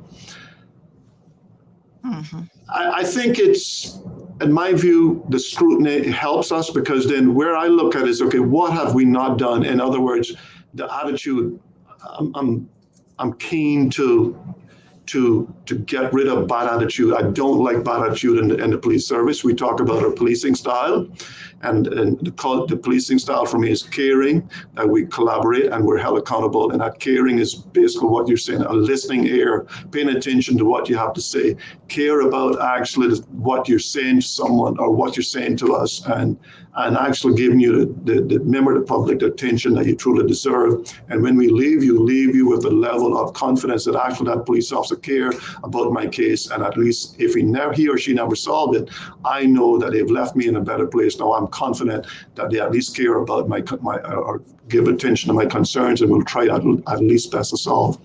So for me, that's the message I'm trying to resonate in that policing culture. And I'm the first to say, look, we have our flaws. 100% we have our flaws. But the key for me then is identify those flaws and then work on that. And that could be training. So we deliver customer service training in our offices. That is also included within our at the start of our recruit training. So we utilize that sort of scrutiny when we get it from the public to introduce customer service-based training within our recruit training. And then we look at continuous professional development. We do know when we get those complaints, sometimes to go to the Ombudsman Office, because that's just the law at the moment. If there's a member of the public make a complaint, what should happen, it should be purely for independence, it should be the Ombudsman Office investigate. And we've seen a number of those that have been resolved through some type of, whether it's informal resolution, but certainly some sort of resolution. Otherwise, they go into professional standards. So we do have a disciplined body that we look at, and all of our discipline matters. So we are. I honestly would say, as a law enforcement body, we're one of those bodies that do have internal discipline hearings. We have an independent, I would say, an independent policing us. So someone is actually policing us as well. So there are options out there when there are, members of the public have complaints. As far as the traffic, because I think there was some complaint about police officers turning a blind eye to traffic offenses, and I don't want to counter that. I think it's difficult because I don't know. You obviously, members of the public would have seen police cars and on patrol. And the question is whether or not the officers themselves saw. Well, I can't say that. I wasn't there. But what I can say is, we have, and there was a mention of failing to comply with traffic signs and signals. So we've already issued just around 100 traffic tickets already for that. Mobile phones, 100, and it sounds. It's probably not a lot. I suppose it's around an average of 30 per month since the beginning of the year. So all of these traffic infractions tickets are being issued. It's just that we can't be everywhere, every place, all the time. So that's the challenge we have. And I think there's technology out there, because it was mentioned earlier about the electronic system. So right now, one of the technologies we're looking at is what's currently in play in the UAE, for instance. That same issue where you've got technology on cameras that can actually identify someone is driving, someone is the speeding, and how that all ties in with the driving vehicle license department, the judiciary, and everything else. So I'm not just sat here and looking at the Cayman, I'm looking globally how it's working outside and see how we can replicate that here. But it's not going to happen overnight. It's not going to happen overnight. But just to say, this is another way, some of the technology I'm looking at, how can we shift the culture around driving in the Cayman Islands. Mm-hmm. Police Commissioner, I know you had committed to an hour, but I'm hoping we can have you hold on for a little bit longer. We do have more calls. 538 people watching the live stream and countless others on radio. Caller, good morning. Welcome to the program. Thanks for your patience. Good morning. Good morning, ma'am. Oh, good morning. I didn't know if it was me or not. Good morning, yes, Sandra. Morning. Good morning to Commissioner Bolton. This is Carrie from the BRAC. I just want to ask this question. There are many people that say this to me in the BRAC often, repeatedly. They're concerned about your officer, Ms. Rosa up here, who was never brought to any kind of court matter in relation to the causing the death of the Thomas McLean. They're wondering, why is it that one life appears to not matter over the other up here? Because nobody is coming out into the community and updating us as to what's happening with that matter. Why Rosa was never suspended, why she was able to continue working as a police officer, when basically what happened was a tragic situation of vehicular homicide. And if she's ever going to be brought to justice for killing McLean, and also the community up here an update on Mitch's situation as well. We're not hearing anything that makes us very concerned, and we're losing our hope in our police service. And we also further concerned in my last thing, the fact that there is an understaffing situation of police and human BRAC. So I'll leave you there with this. Okay, thank you. So a slew of questions there. We do have another caller coming in. Maybe if you can get back to those. Caller, brief comment or question this morning? Good morning, honey. How are you? Good morning. Good morning. Good. How are you? I'm blessed and I lift my radio on all measures. Good morning, Commissioner. Good morning. You spoke, sir, about community policing. The era has happening within community policing is because we do not have community-minded officers in community policing, number one. Number two, when we do get officers, good officers, they're being judged to go this way and that way to do other things and not take care of their community. For years, we have been battling with community policing. When we just take a look at Bronx Road, Airport, those roads especially, and see what police, community policing is done to fix those problems in those areas. Nothing. Yes, policing and community policing, loud music being played in a community, cars are driving in, bases rocking, everything in the home. They don't consider our seniors are there whether they have heart problem or not. There is, no officers in the area, whether you complain to your community, your beat officer, and you take down license plate numbers and give into, this still continues over and over, especially in the Washington Boulevard area. Every blessed evening, you got loud music commencing in that location. I remember a year or two back, we had Sergeant Ling, Inspector Ling came down from West Bend, was working in Georgetown.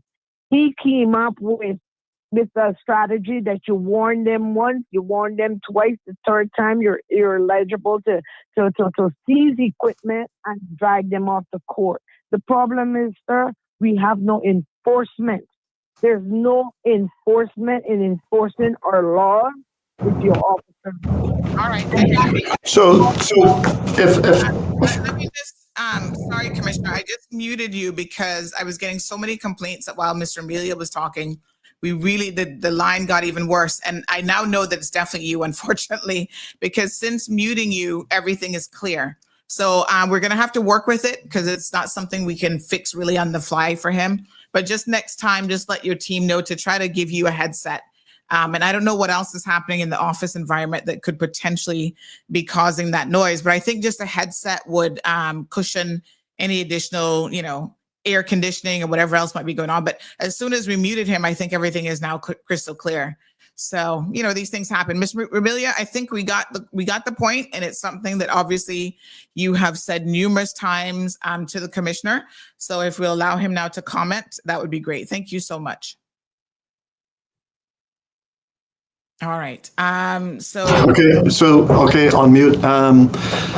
So it was difficult there, I guess, comprehending some of the commentary there, I suppose, from Ms. Welcome. I suppose that's probably because of a bit of distortion there. But if I could pick up what I believe she was saying was around community policing, and then maybe some officers moving out of some of the communities, and then some of the challenging, I suppose, addressing those community concerns, and she mentioned a few areas there, Bronze Road being one, as well as, if I remember correctly, the issue around loud music, in particular in terms of the seizure of equipment.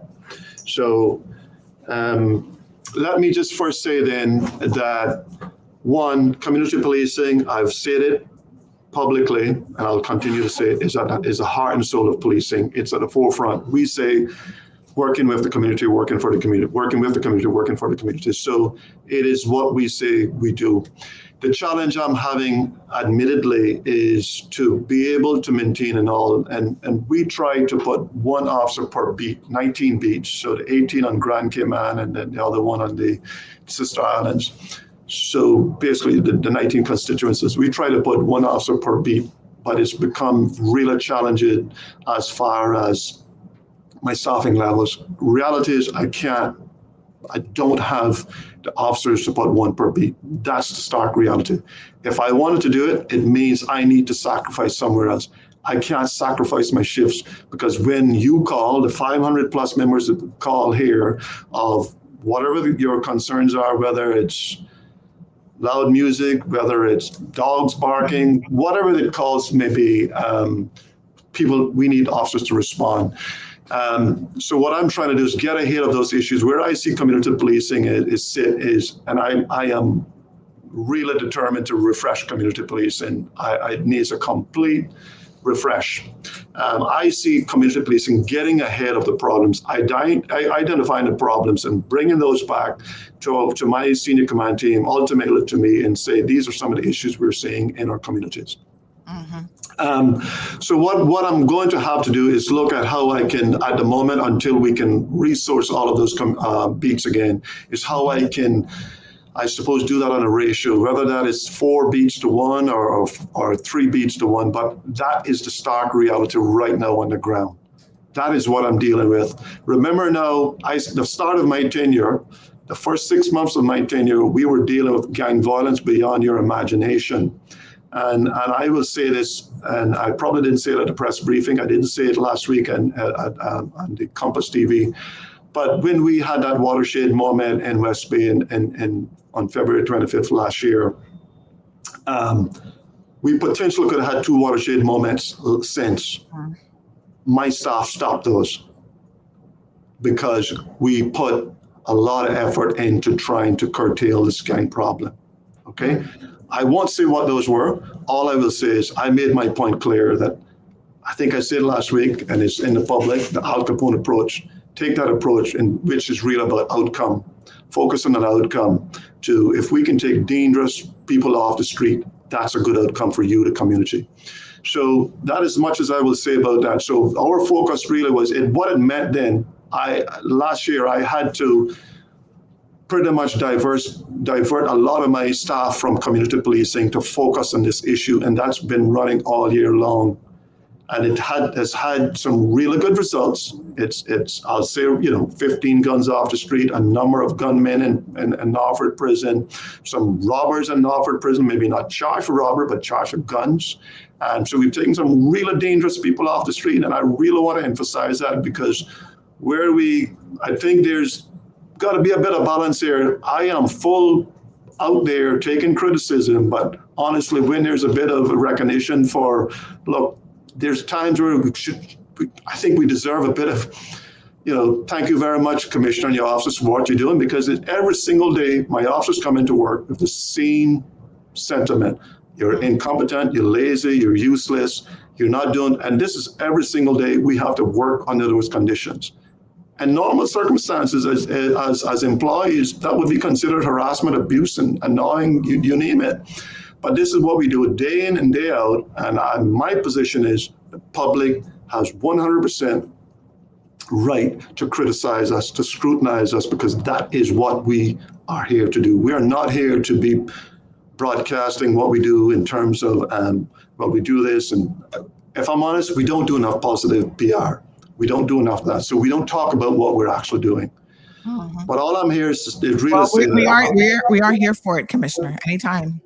So, but it's good. I saw this, honestly, Ms. Hill, I saw it today as an opportunity, as a community meeting online. So yes, I've never had 500 people in a meeting. Certainly I could never get that in a town hall. So it's maybe social media. Maybe it's the way to go. And you will never find me on social media. I'm a little old school with modern affinity, but you'll never find me on social media. Not just our listeners on YouTube, Instagram, and Facebook that we got, God knows how many on radio. But can we do some rapid fire questions now? Because listen, we got hundreds of questions that have come in. So can I just say, because I'm the caller from the BRAC, just to say about that matter. So, and this is where it comes back to, when you say things about us, please provide some evidence or data that backs up what you're saying. So, for instance, the matter in the BRAC with the officer, that went before the court and it was deemed death by misadventure. So it's been adjudicated before a court, before a coroner. It's gone to a coroner's inquest. So when we say your officer killed someone or someone killed, those are real serious allegations you're making without any sort of any credibility or anything to back it up. So whereas I am 38 years of policing has really taught me to accept criticism, because that's just the nature of what we do. I'm trying to get that resonate through my staff. But there are times where, look, I criticize me, but when there's a bit of time for praise, or if you're going to criticize me, at least bring the evidence that backs up what you're saying. And please don't take that the wrong way, please. And I said, continue to scrutinize. I love scrutiny. Scrutiny for me means continuous performance improvement. Yes.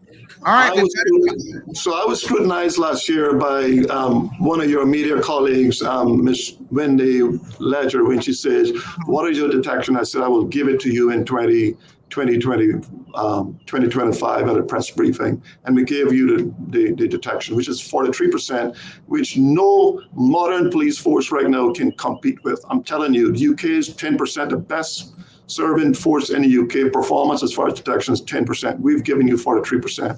Murders, we've solved 21 of 27 murders since 2017, of which all went, we've still got 2 outstanding as far as trials.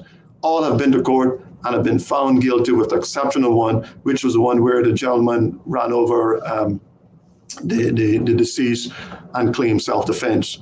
And that's adjudicated by a jury or a court, and a jury. That's a decision. I can't interfere with that. So, and I want to add this, because in addition, I really need to dispel this myth that everybody in Norfolk Prison is there for drugs.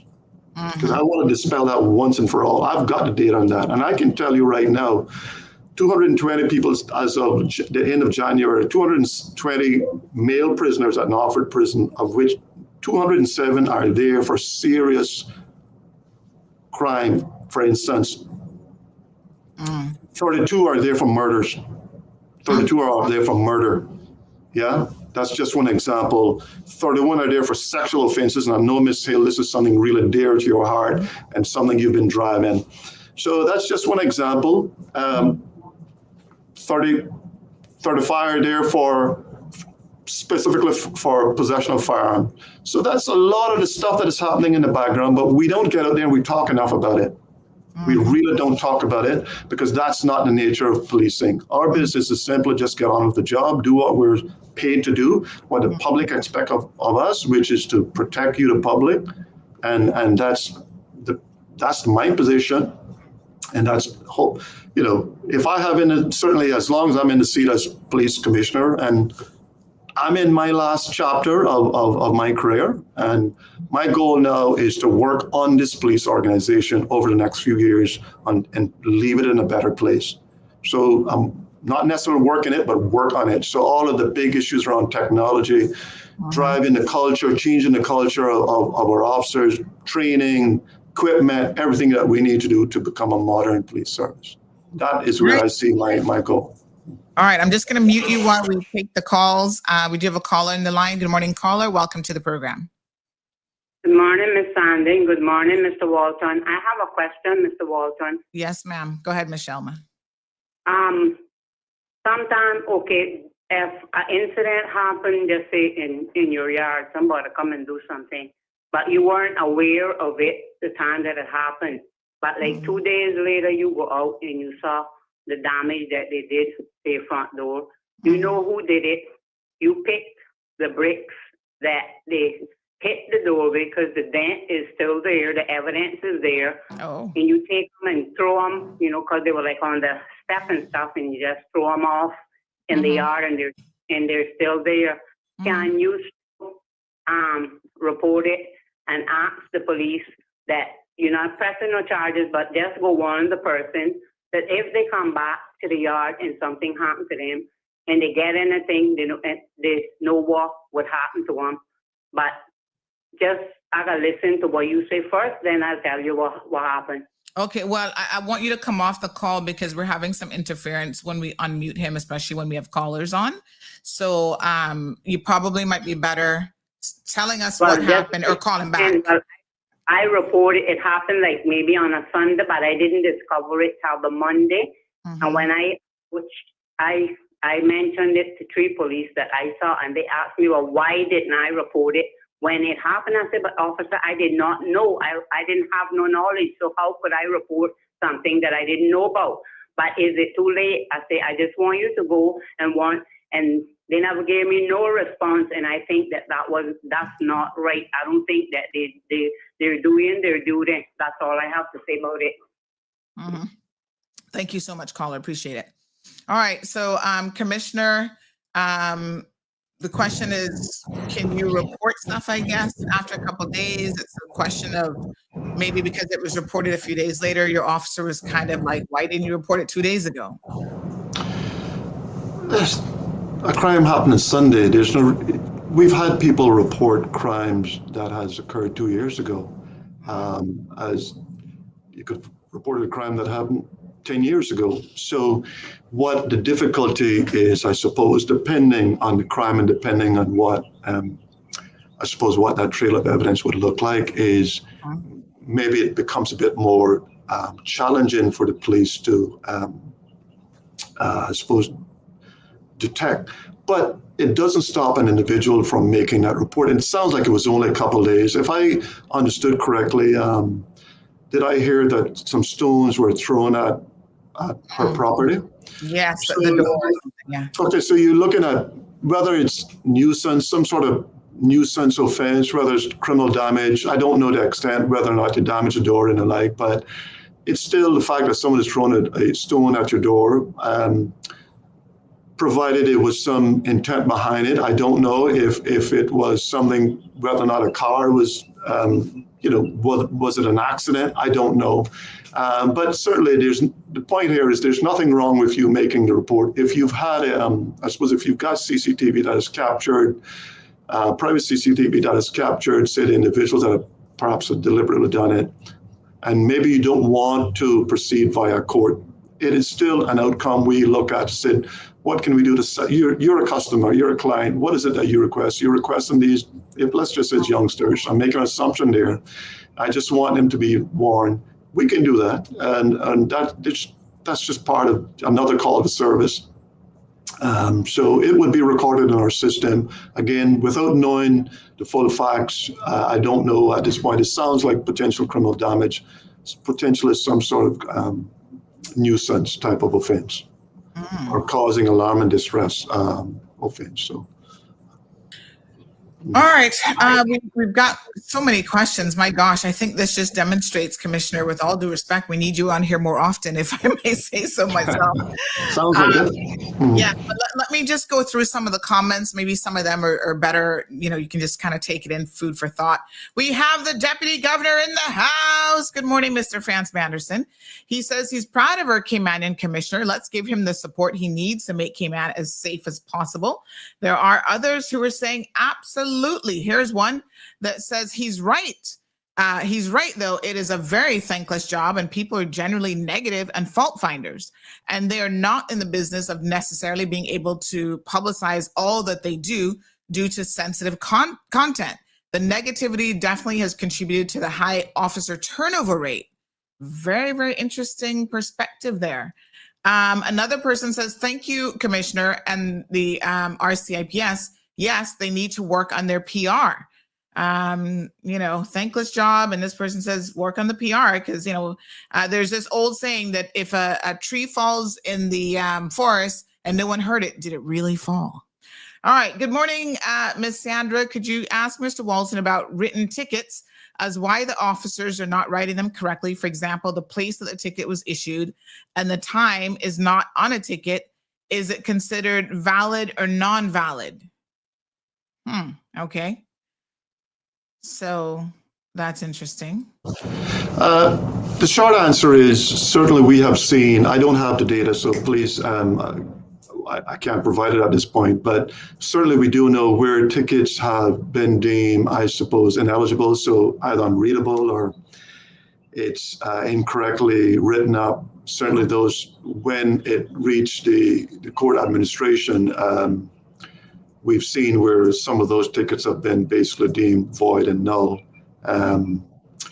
Persons are, if they are contesting it, they can go to court on the day that they, before 10 a.m. the day of, or that they were supposed to pay the deadline and contest it. So, but we have seen where some tickets have been, suppose for lack of better words, thrown out through some, either they're unreadable, so it's difficult to understand what is taking place. It's what I think this answer is electronic ticketing. To do away with all of those issues, electronic ticketing is just the way to go. So that's my view on it, and that will just eliminate all of those challenges, I suppose. Yes, to certainly, again, automate certain things. Folks, we've got an accident this morning. My goodness, even with the police commissioner on here saying how bad things are, you guys managed to still have one as he's on. So if you're in the Frank Sound area, this accident has just literally happened. We ask you to certainly exercise caution on the roadways. I don't know if there's overcast. I don't know if it's still wet, but here it looks like 2 vehicles collided, and I don't know if the backhoe is also involved. But again, we're going to ask you to please slow down. I don't even know how this one happened. That one looks so strange, but slow down and take your time on the roadways. So if you're in the Frank Sound area, you might have a little bit of delays. It doesn't look like the police are yet on the scene. So please proceed with caution and know that if you're at a standstill, this is probably why. All right. So traffic accident there in Frank Sound. Take your time, folks. All right. We're going to go through a few more rapid questions, and then we're going to do a quick update on outstanding matters. I know a lot of you have burning questions about where certain cases are at. So what does the commissioner say to the people that complain about speeding and then flash their headlights at speeders when the police are set up to enforce the situation? And I have to tell you, I think on occasion, probably everybody has done this one way or the other. You see people flashing you and you slow down, or you flash people. One thing that we have done here in CMR for several years now, and it's funny when the commissioner was saying, because it's the same thing we say here, you see what we do, but you don't see what we don't do. So there's a lot of things, folks, that we are doing behind the scenes that people don't always see, they don't always appreciate. One of the things we no longer do, and we've stopped this for many, many years now, is we no longer warn the public about roadblocks, because we have seen how effective they have been. Roadblocks have caught people who had committed crimes, very, very serious crimes. They've caught people with weapons. They've caught traffic offenders. So we no longer do that. And I think that there are groups that are set up, these WhatsApp traffic groups, they're set up for that sole purpose of notifying people about these roadblocks. And you have to think about the bigger implications of what you're possibly doing. Here's another good point leading from this. Lawlessness behavior is not caused by lack of policing. They can't be everywhere. Lawlessness comes from a lack of care, self-accountability, and the disregard of consequences. Another person commented saying that he's absolutely right about the situation in the UK, because that is a Caymanian living in the UK, and they're saying that there it's horrible. They don't feel like any crimes really get solved. So the RCIPS, believe it or not, has a much better success rate than them for sure, and a lot of other regional jurisdictions. This person says, good morning, my sister. Great program. Can you please let the commissioner know that he needs to put something in place that all these bicycles should have lights or be confiscated until light kits are installed? I nearly killed one last night. Oh my gosh. Riding without lights. I'm still traumatized by that experience. The guy pulled out on me on the wrong side of the road and had no lights. Listen, cyclists, you guys have an obligation as well, because your life is at severe risk. You've got an obligation to be more careful. Those of you who've taken scooters, please, Commissioner, maybe you can just jot these down. They've taken and modified these scooters where now they're basically vehicles on the roadway. They're not licensed. They're not wearing helmets. Sometimes I've seen them at a seat on a scooter, so they're modifying them. And on top of that, they have several persons now riding one scooter that was never designed to carry 200. Depending on the weight of the people, that's probably closer to 300 pounds or whatever. So folks, be sensible, but maybe again, our legislators need to look at what to do with these scooters. There are certain places in the world where they have actually banned them, including Paris and stuff. You can't use scooters anymore. This person says, good morning, Sandy. I got the chance to listen in for a bit this morning. It seems that there's an opportunity for the RCIPS to collaborate with CMR and CMRites. That's funny. CMRites to help monitor the roads with car cameras. It appears CMR has already been a deterrent to persons abusing handicap parking, so you can expand your reach. Well, I mean, I'm not part of any enforcement agency, but we do when we get them. And I do want to thank let me take this opportunity to thank the traffic officers, although the ones that I used to communicate with, I think one lady has left now. So I need to find out who replaced her, but I would email them all the time. So every single time you would see us post these offenders for blue spots, I would then email the RCIPS and say, hey, by the way, here's the offender. Date, time, so always send us information, date, time where they were parked. They would verify, because some people have it and they're not properly displaying it and so forth, but they would verify who these individuals are, that they're not being compliant. In other words, they don't have a blue authorization to park in a blue spot, and they would ticket them.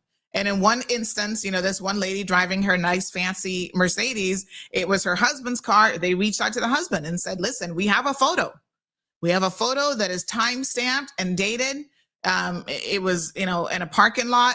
She was parked in a handicapped spot. So we have to issue you the ticket as the owner of said vehicle. And so, yes, we do as much as we can, obviously, to help the RCIPS because we don't believe in lawlessness around the place. Question here says, good morning, honey. Asked the commissioner, these new officers, he said they're Caymanian, but what does he mean? Because if they have papers, they are not Caymanian. Guaranteed. If they have papers, they're most likely to be Jamaicans.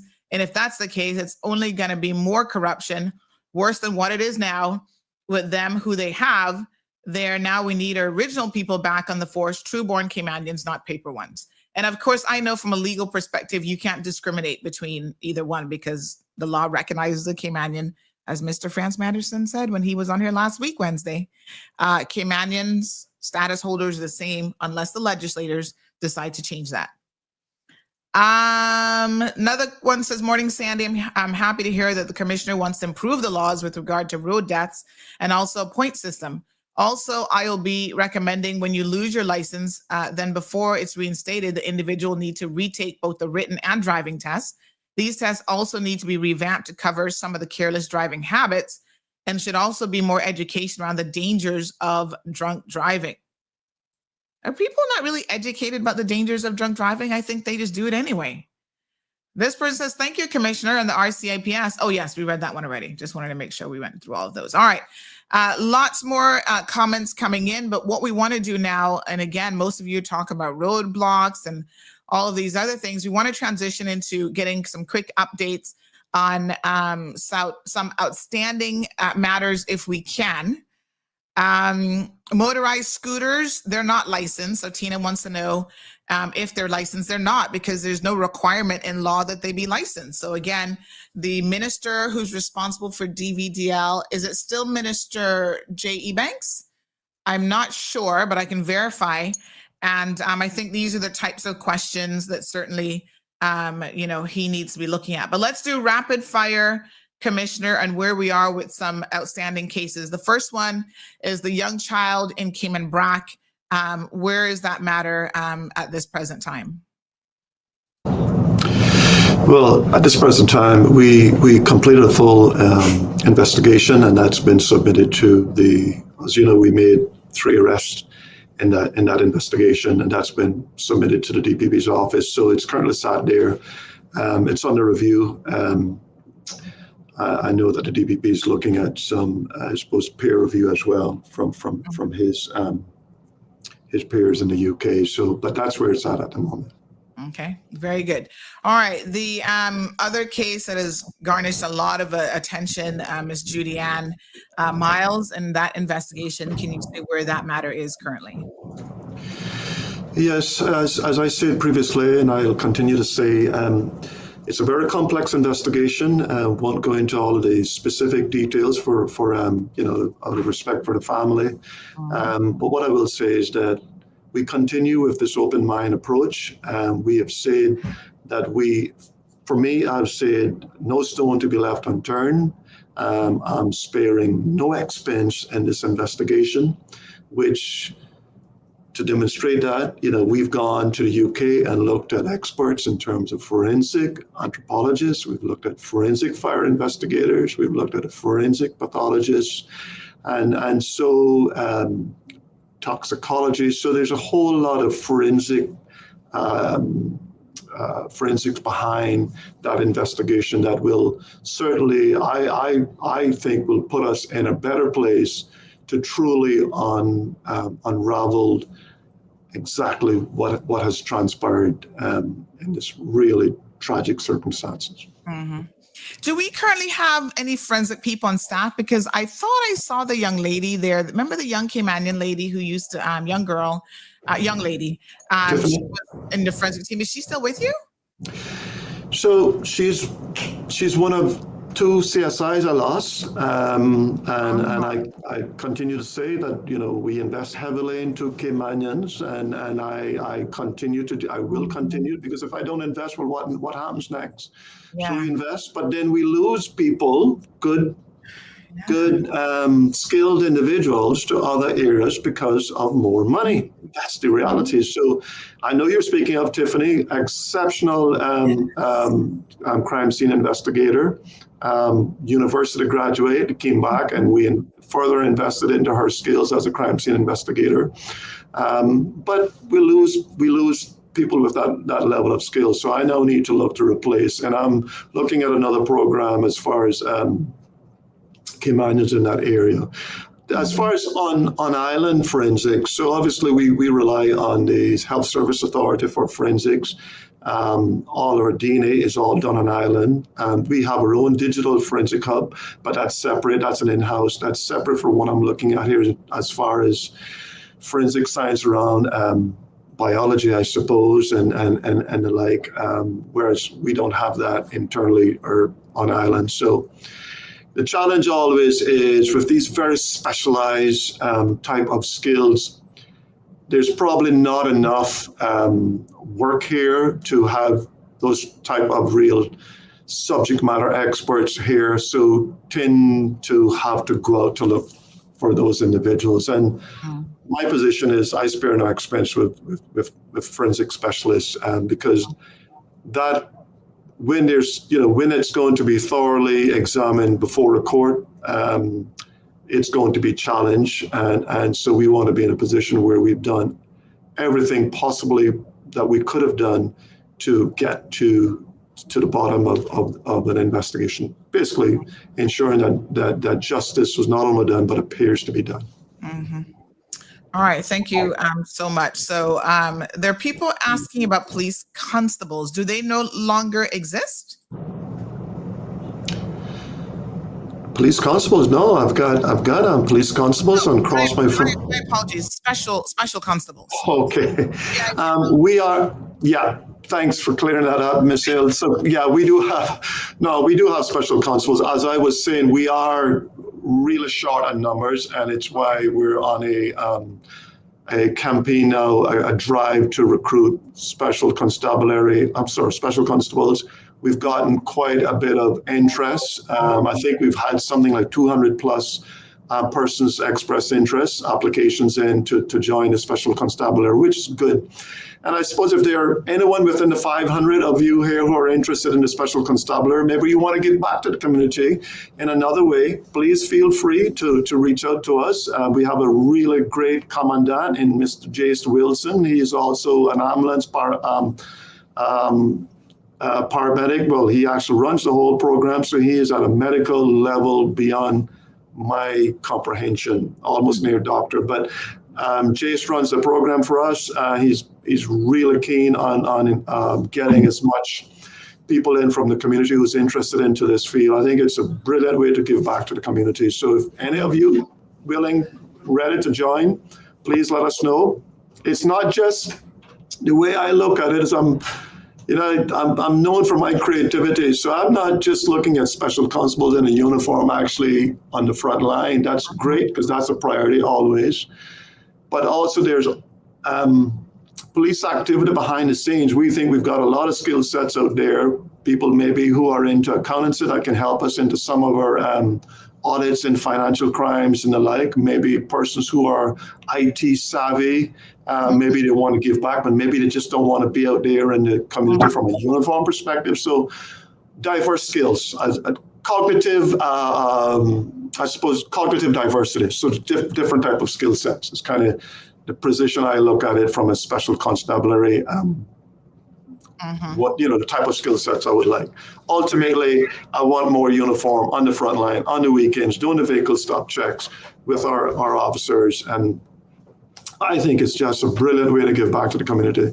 Probably when I'm retired, maybe I'll come back as a special constable as well. Strong Will, so please tell me. I'm not ready to retire. I'm not done yet. I still got a lot to do. Yeah. Strong Will says, please tell Miss Amelia to join the force. She can join as a special constable. There you go. One quick question about community officers, just trying to understand the difference. So someone says, do community officers have the same authority to arrest or issue tickets? Oh, sorry. Let me unmute you. My apologies. Yes. Okay. So I think you're speaking of the community safety officers. Right. So they at the moment are not, they have no powers of arrest. They're exactly what the title says, community safety officers. They're not, so we have some parameters around them in terms of what they can and can't do. Because of not having those powers, they're really just to get into the communities, engage with the community or communities, find out what's going on, and then bring that back to the respective inspector in those in that respective district. So, and we restrict in terms of night shifts. So they don't work past a certain hour at night, basically 10 o'clock at night. But we think the best way for them to understand the communities is between those hours of 5 p.m. and 10 p.m. or 5 p.m. and say 8 p.m. when people are home out from work, or those persons who work shifts. So get into the communities and get an idea. At the moment, they don't have the power to arrest. I am looking, we've just done a complete revision of their role, and I'm looking to see whether or not within the law I could move that from, rather than having as a CSO or community safety officer, to a police community safety officer, which is, in essence is similar to the UK, but sort of a Caymanized version, where they have powers of arrest on seeing an offense take place in front of them. So if you're in a community and you see people, well, at the moment smoking weed, you can make an arrest, or you see, anyway, whatever the crime may be, you have the powers of arrest. Right. They do have, everyone has a citizen arrest you can make, but we don't try to encourage that. We they get on the radio call for assistance. Okay. All right. Zachary says, can you ask whether the police statistics cited are per capita?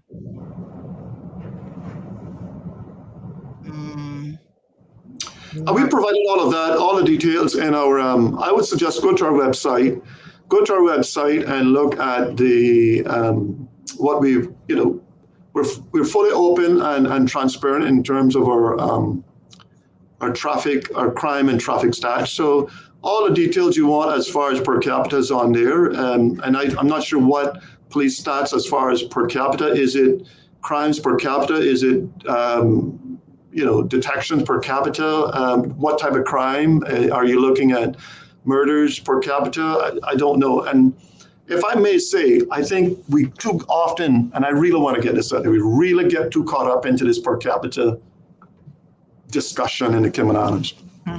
What we fail to understand here, or what I think need to be said is, we don't have any assistance from anywhere. We're your national police service. Whereas in the UK, you've got 43 police forces across the UK. As a police chief constable, I can call on my chief constable, say I need some help, and you arrange with a terms of reference, MOU in terms of, well, who's going to pay, how is this going to work? And I can ask for assistance to come over and help me across the border. And you have cross-border working relationships. In the United States, it's the same thing. In 2023, Ms. Hill, I attended the FBI executive training course, and I sat in a room with 50 police chiefs in the United States, 50 police chiefs. And of course, you learn a lot from them. police chiefs in these small counties, they have so many police chiefs surrounding them. They can call upon multiple police cars to come help them when you have mass shootings or you have significant where you need assistance. They send everybody in to help their fellow. We don't have that. We're it. 2 o'clock in the morning, 3 o'clock in the morning, when you call, it's the RCIPS. We're it. There's no neighboring police force to come and help you out. And I think we often get caught up in these little small counties in the U.S., or we get caught up into other areas, as opposed to looking at us as a small island in the middle of the ocean that has, we police issues that most police forces don't police. All of these big issues down in some of the communities in terms of parking violations, police don't police those in the UK. They have what they call council, and they have the highways in the UK. Police officers and traffic officers are actually not out there enforcing traffic legislation. It's enforced by an agency that looks at highway enforcement, which is completely different from the police. So all I would say is we often get caught up in this per capita in terms of police officer per capita. And City of London arguably has 5,000 residents in there, 1,000 police officers, although 300 people coming in every single day to work. So I think you need to look at the multiplicity of demands on the police service here. Every single thing we've asked to pretty much respond to. And we do collaborate with our partners, Coast Guard, CBC, work. We collaborate with our work colleagues, my peer there and Director Scott, helping him out with some of the immigration issues, whether it's overstaying and the like, illegals. We help him out because we appreciate sometimes there's danger in those communities. We need the police to go and help arrest some of those individuals. Okay. CBC in terms of drugs and having drugs extend from the airport into I suppose the community. And likewise, the support is reciprocal. So it's a big collaboration. I mentioned our policing style earlier: caring, collaborative, and accountable. And I mean that. So I want to be known as an individual who collaborate with not only locally but regionally and as well as our international colleagues. All right, we do have a caller on the line. Let's go ahead and take that caller. Caller, thanks for your patience. Good morning. Morning.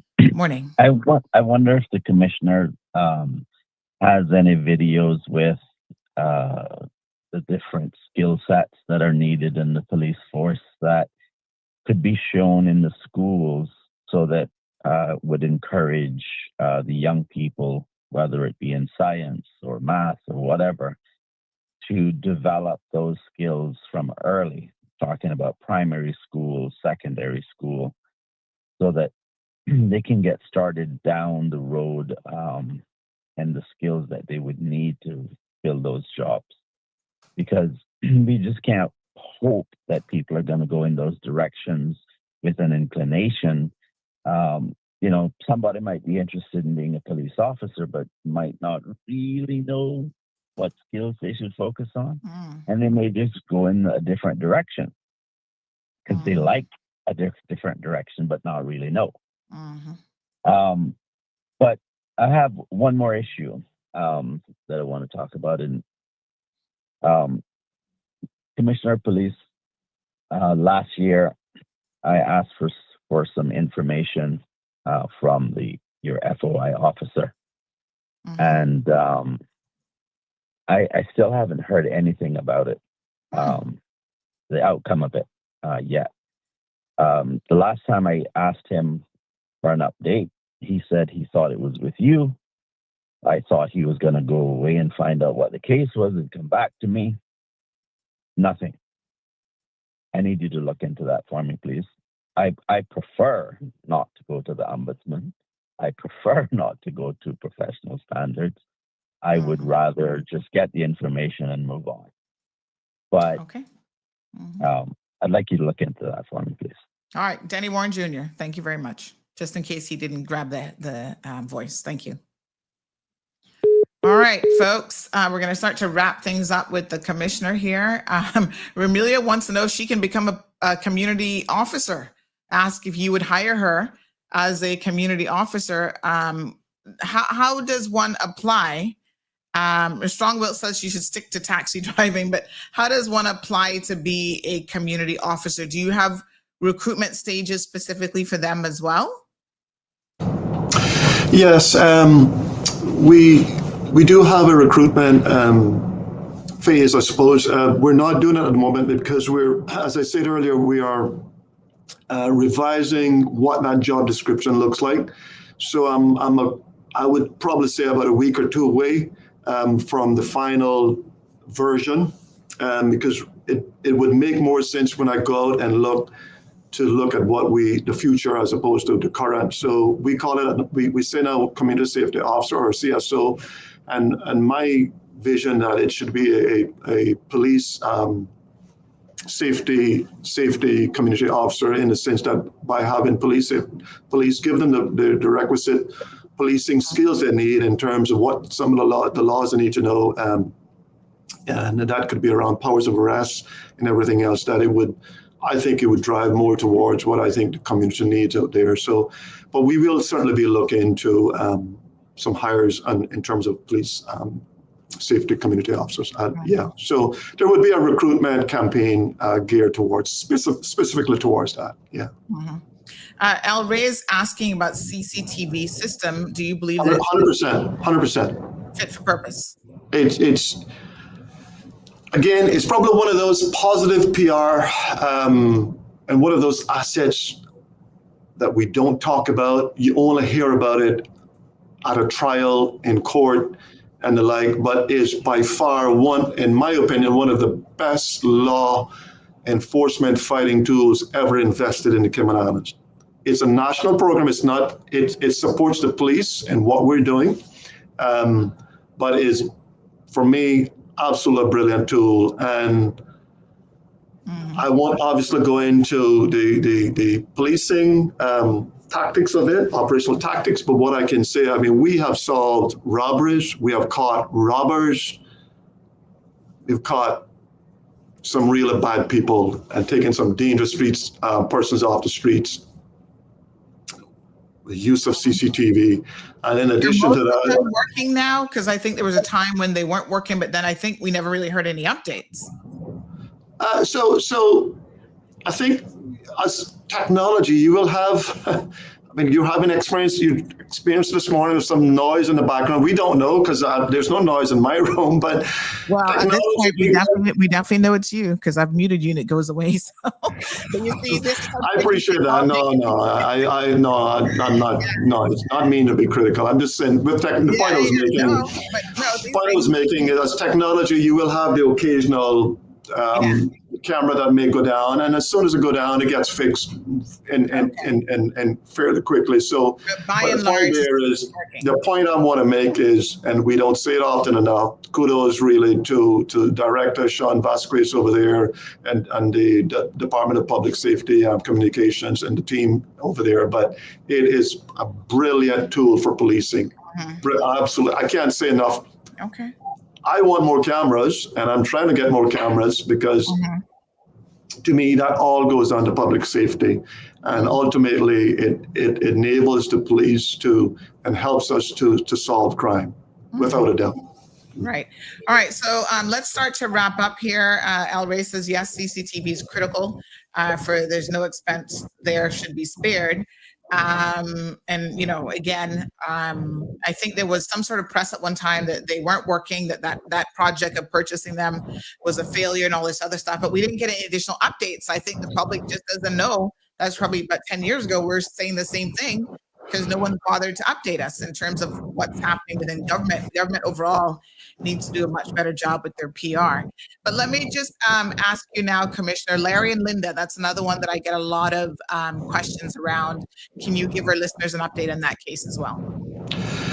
So again, full investigation. I know I got a bit of criticism, which is fine. I accepted that when I made my public speech back in February. But that file is now, again, investigated, completed, and now sit with the DPP's office. So we're just awaiting the ruling. That's where we're sat right now. And okay, until you do a full and thorough investigation, we are merely a collector of the facts. That's it. We collect the facts and we submit it to the experts as far as the legal experts, and then we wait to see where it goes from there.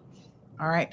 There's a young lady, I can't remember her name now, but she was involved in a traffic fatality during the Christmas holidays, where she had left her work Christmas party and the gentleman got killed close to Watertown Yacht Club area. Can you say where that case is? Because I get a lot of people saying to me that she's driving up and down all day long in another vehicle and living her best life. Any idea where that investigation is? So one of the issues we have there is because of the complexity of this type of investigation, because they will always be challenged before a court for defense counsel. You have what is called accident reconstructionists and the crash analyst reports that sometimes is pretty much as thick as that. It requires a lot of in-depth analytical, whether it's looking at CCTV, whether it's all of the measurements. Well, I can't get into because I'm no expert in that area, but we rely heavily on our accident reconstructionist expert to pull that report together. So until we have that all pulled together, that is really what's going to drive in term what that outcome looks like as far as the offense. So that is all being completed and would be submitted to the DPP's office. You did mention too about the individual still driving. So I've made a note of that. I've made a note of that, and I'll have to look to see what. It's one of those things that I think it's important to note that at the very moment, whether or not we should be looking at legislation that would, because unless the court has actually, or the director has revoked someone's driver's license, and he has, when I say he because it's a he at the moment, there are specific reasons why it could be revoked.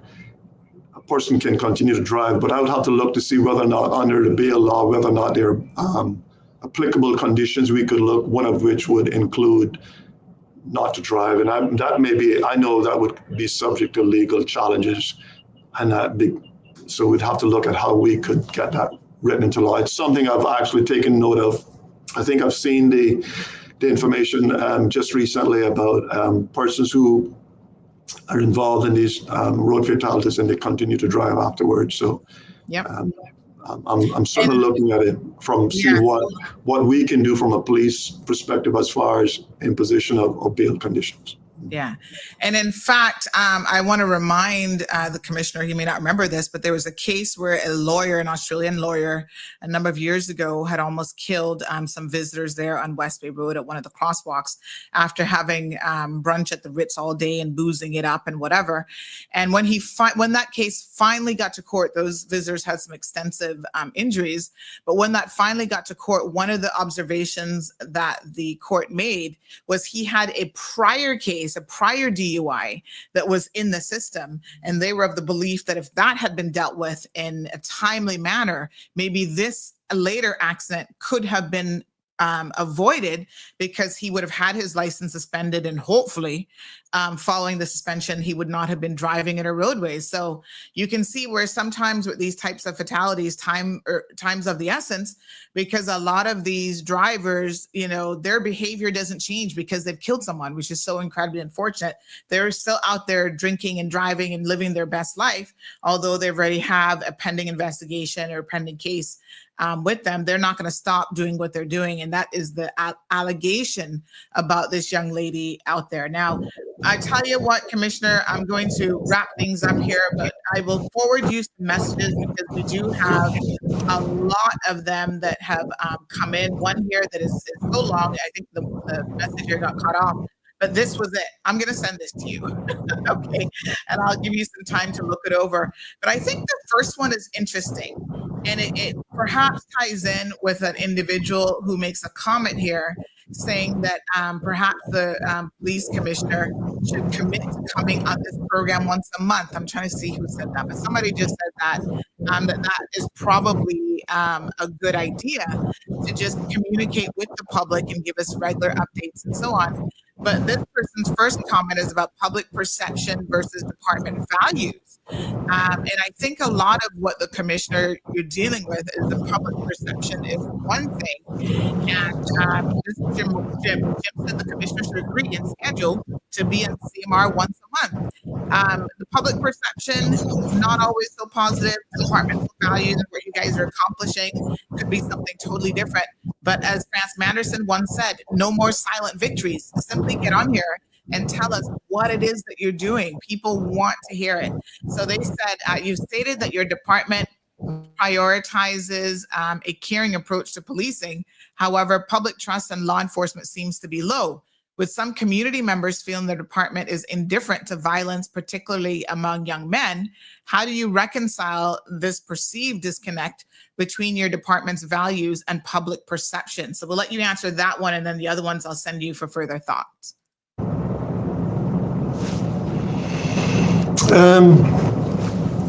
So I was just trying to, I suppose, whether or not that number one ties in with number two, because it's this suggestion here that, you know, of course, I've said our policing style is one of caring, collaborative, and accountability, but indifferent to violence, that we have, the department is indifferent to violence, particularly among young men. And I'm just trying to understand what that means, because certainly the position that I take and the position that we train within our officers from day one is about respect, courtesy, integrity, professionalism, and service. That's what we are about. Those are our values. No matter what we do, we stick to our values. You know, win or fail, our values really is our makeup. So I'm just trying to understand that public perception is huge, and I understand that. You can never, I suppose, sway in its entirety the public perception of the police, whether that's good or bad. That's the reality, but I think it's how we address those issues. So, for instance, if we have officers with bad attitudes, well, how am I addressing that? So, is that something where I just fire someone, or is that maybe need a management intervention? Maybe there's training. Someone recommended earlier, whether it's training, whether it's changing the culture. And that culture, for me, the culture of accountability is important. So accountability there in terms of across the board, including from myself down to the CSO.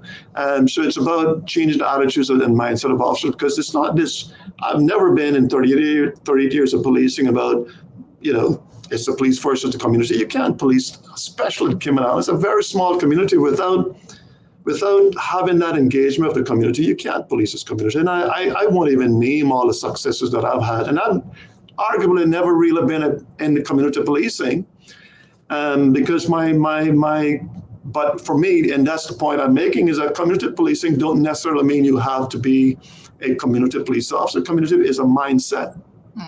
We serve the community. So whether you're the, you know, detective, inspector on CID or the crime task force, you're still a community police officer. And that's the mindset and the culture that I want resonate through the entire organization, so people feel comfortable coming to talk to you about issues in their community. Yep. Arguably, right now I could, and I won't, please don't quote me, and I won't. I could disband the community policing, and I said every police officer is a community officer, and every shift will assign an officer when you go out there and be in that community. Mm-hmm. But the public here loves the community policing department. They love that, and for me, that's what we are about. So, but I do think there's a mindset shift, and I'm trying to make sure all of our officers, from detectives down, understand that every single one of us is a community officer. So, and it's just shifting our perception. It's a challenge, as I said earlier. We have to expect and accept criticism, but the key there for us is to look how we utilize that and And we take that feedback and we look at some of the criticism and where we're falling short and improve on. And we'll continue to do that. Look, I'm the first to say we're without flaw. We have our flaws, but what we're not inept. And I'm going to stand firm on that. And I've given you the data, I've given you the evidence earlier as to why I say we're not inept. So when I say 94% of the persons at Norfolk Prison are there for serious offenses, it's because of our your police service. When I say that we have solved 21 of 27 murders, that's because of your police service. When I say we've got 31 sexual offenders at Norfolk Prison, it's because of your police service. When I say we've got 32 murderers at Norfolk Prison, it's because of this police service. When I say we've got a 43% detection rate in 2024, which I would say no police force in the world can compare to, that utilize the same level of integrity testing we do around our data quality and accuracy as we do. That's from your police service. So, but we have our flaws. 100% we have our flaws. And the key there is for me not to acknowledge that, for me is to, okay, these are our flaws. Great, what can we do to improve on those flaws?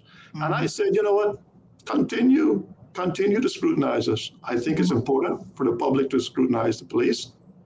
I think it's crucial if we're going to continue on this journey of professionalism, professionalizing our officers. And if you see officers who are unprofessional, please report it in. Because I have no tolerance for unprofessionalism. I've tried my whole entire career to be a professional. How I walk, how I talk, how I speak to people, and I'm big on professionalism. So for me, that try to resonate through the entire service is my goal. And that's what when I said I'm working on this organization, I'm working on this organization because I'm in the last chapter of my career. That's what I'm speaking of. All of these bits and pieces, I suppose. Policing, a lot of moving parts. It's a huge machinery. And the caller earlier, I know it was because I recognize his voice, very distinct voice, like, some singers, you can recognize them right away. But Mr. Warren mentioned a very important point there in terms of what are we doing to market in the schools about the different skills within the police service. And I can say right now, I don't even need to look because I know what my org chart looks like. I've got 48 different areas within this organization, 48 different areas in this organization. Mm-hmm. Bearing in mind what you see out there generally is the front line, the uniform services, whatever that may be, whether it's the armed units, whether it's our community policing, whether it's the officers who are on shifts. Mm-hmm. But that's what you see, the traffic officers on a daily basis. That's just one aspect of it. There's still 47 behind the scenes stuff. Mm-hmm. And I don't think we do enough to sell that. Honestly, I don't think. And I think maybe there's ways we could look at, whether it's in the schools. I know we're collaborating right now with the fire service on a new program that I see, we reach out to our colleagues to see what they're doing in the schools. So we're looking at a new program, which is a Stay Wise. I think it's called Stay Wise. Mm-hmm. They collaborate with the schools, fire service. So we're looking at programs like that as to how we can get into those young minds. One of the things I want to do is look at a sort of a youth independent advisory group. I said earlier, I'm old school, but with an affinity for modernization. It would be brilliant if I had a bunch of young people in their 20s from different community walks of the community to be a critical friend for me as a police commissioner in terms of how we engage in young people, the young generation. So it's I've got a number of concepts, independent advisory, so other people to look at. So there are a number of concepts that I'm looking at and how those would work. So. I think there was another issue there about the perception in terms of let young people kill each other. If there's an officer that's saying that, you bring him to me or him or her to me and let me deal with that, because I have no that does not go down well with me. I've been in this. I dealt with the first gang-on-gang shooting in the Cayman Islands, arguably what would have been a gang-on-gang in 23rd of September 1995. I'm sure some of your audience weren't born then. And I know the dangers of what gangs cause, and then saw how that then went into the early 2000s. I was there in the March Madness on the 30th of March to the 4th of April. And I said numbers because I'm telling you, I was into the trenches, so I understand. To see young people lose their lives, see families grieving because of loss of their son, loss of their just loved ones, whether it's children losing their dads. I have no time for officers like that. So if we have it, and I'm hoping that's not just speculation, but if we have an officer saying that, you bring him or her, you bring that notice to me right away. And that could come true. If you want to send it through, Ms. Hill, please do so, because I have no tolerance for officers who speak like that. None. Yeah. Yes, sir. Final caller of the day. And then someone did make a suggestion that perhaps the means of making a complaint could be streamlined. Aisle 2025 says it shouldn't be so hard to make a complaint. They need a complaint section on their website or a specific email address for that. All right, caller, we're going to ask you to be brief. We're well into overtime. We're going to wrap things up with the commissioner. Comment or question this morning? All right, good morning. This is Jordan Welcome. Good morning, ma'am. And just for the commissioner, I would love to see the community meetings back on. And the other thing is that we need to highlight the dangers of parking in the community when it comes to fire, ambulance services, and garbage, the sanitation workers picking up our garbage in the morning. It needs to be addressed. It's getting worse and worse every day. I am advocating because I don't want anybody's house to burn down because the fire truck can't get there in a timely manner. And I'm also advocating because I don't want anyone to die where the ambulance services can't get to them. Thank you very much. Okay, my dear. Thank you so much as well. All right. I think the commissioner has gotten lots of comment for feedback. Kelly was asking about animal abuse cases and why are the police ignoring the animal law and animal abuse. So again, that is normally a joint effort between them and the Department of Agriculture. But I do agree that a lot more needs to be done about dangerous dogs that are attacking people, sometimes children. I think it was last week or week before, a father reached out about a child that was assaulted by a dog, a dangerous dog. And I think we have to have a no-nonsense policy with this. And again, that requires legislation being firmed up so that the police officers know the second a dog bites a person, most certainly unprovoked, they should have the powers to go and remove that dog without question. And in a short order, even put the dog down, because in other jurisdictions, this is what happens. There's no playing around with this sort of thing. We're going to wait, I suppose, until somebody gets killed by one of these dogs before someone looks at amending the legislation. Let's hope that that won't be the case. But the animal law is woefully outdated, and it is in need of modernization for sure. Police Commissioner Kurt Walton on the program with us this morning, sir. We thank you very, very much for coming on. I must say you survived. It wasn't that bad. I mean, this is how the show works. Very, very interactive. You can learn a little bit of fire, but then there's a lot of people out there who appreciate. I always say it's the silent people who appreciate you that oftentimes can speak up. Sometimes they need to speak up and say, hey, this happened. No, that happens to be the police help. And, I mean, we've all, I think, at some point or another, been very, very thankful for having good police officers in their community.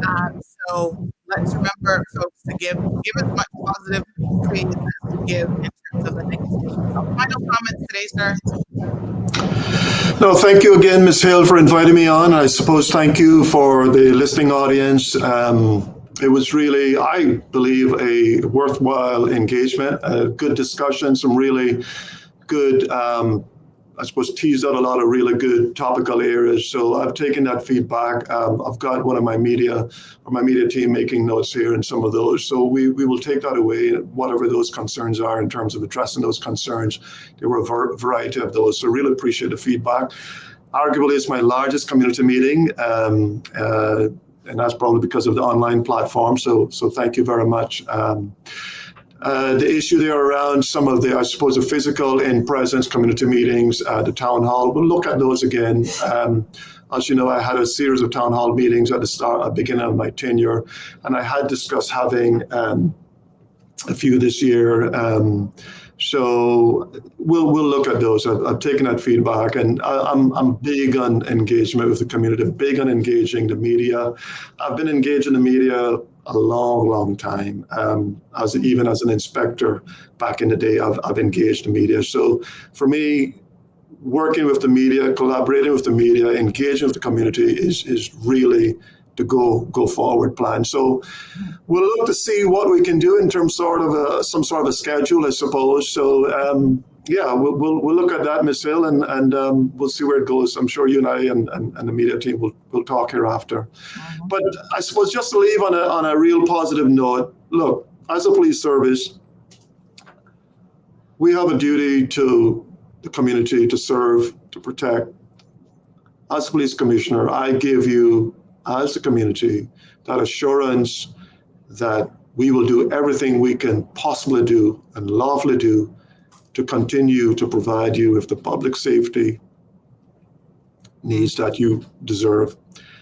We have our flaws, as I said, but I also said we are not inept. We have had some really, really good results.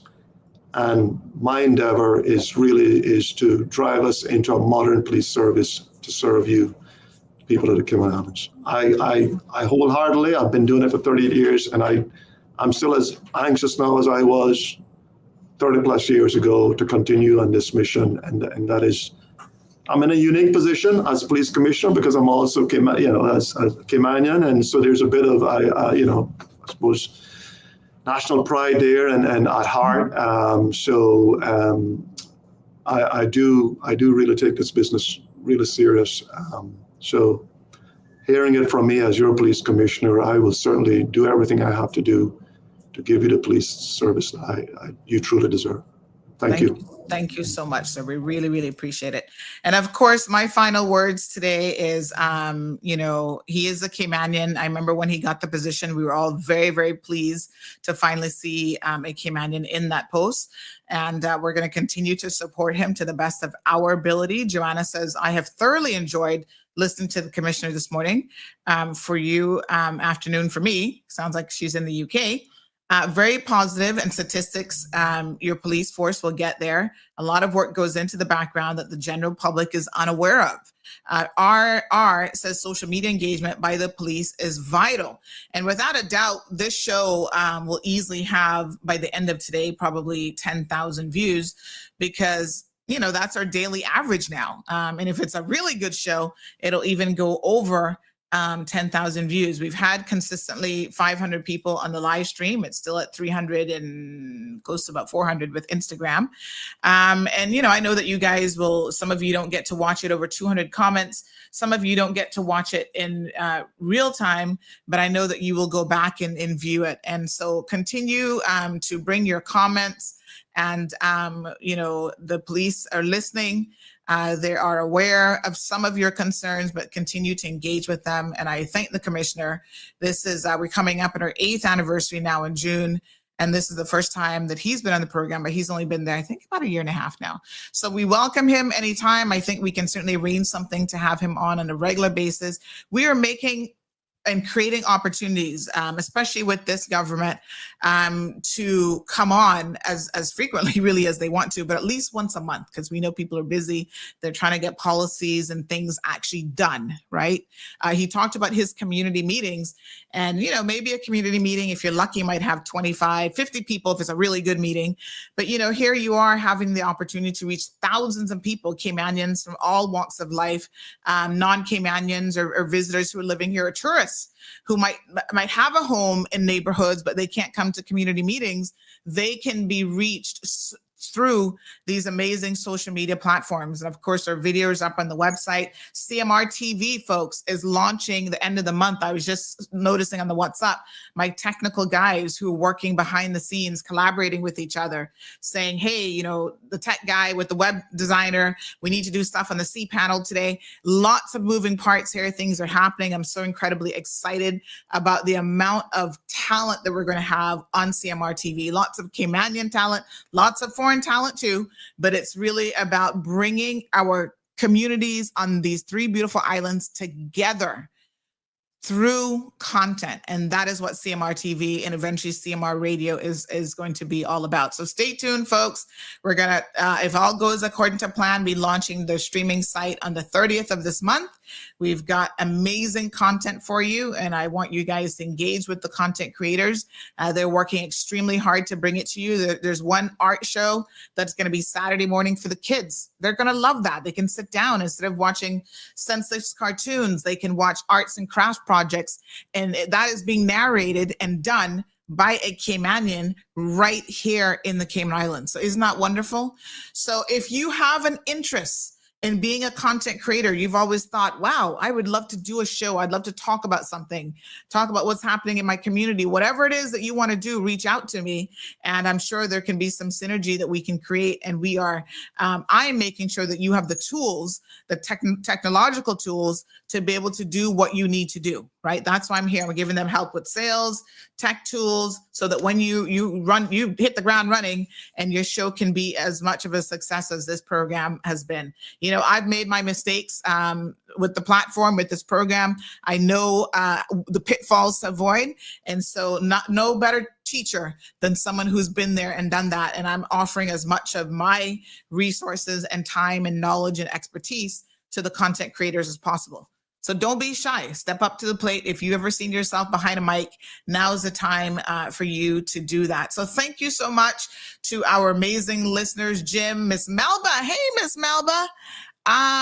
She says, I didn't see you, jumped in there late. Miss Melba says, I'd like to say how happy I am. I don't like the word proud, but I am very, very happy of our own Mr. Kurt Walton. I only get to show my appreciation once per year to show him by the annual celebration. God bless him. Oh, that is so sweet. Joanna says, brilliant morning, AI and the commissioner in one fantastic morning. Look at that.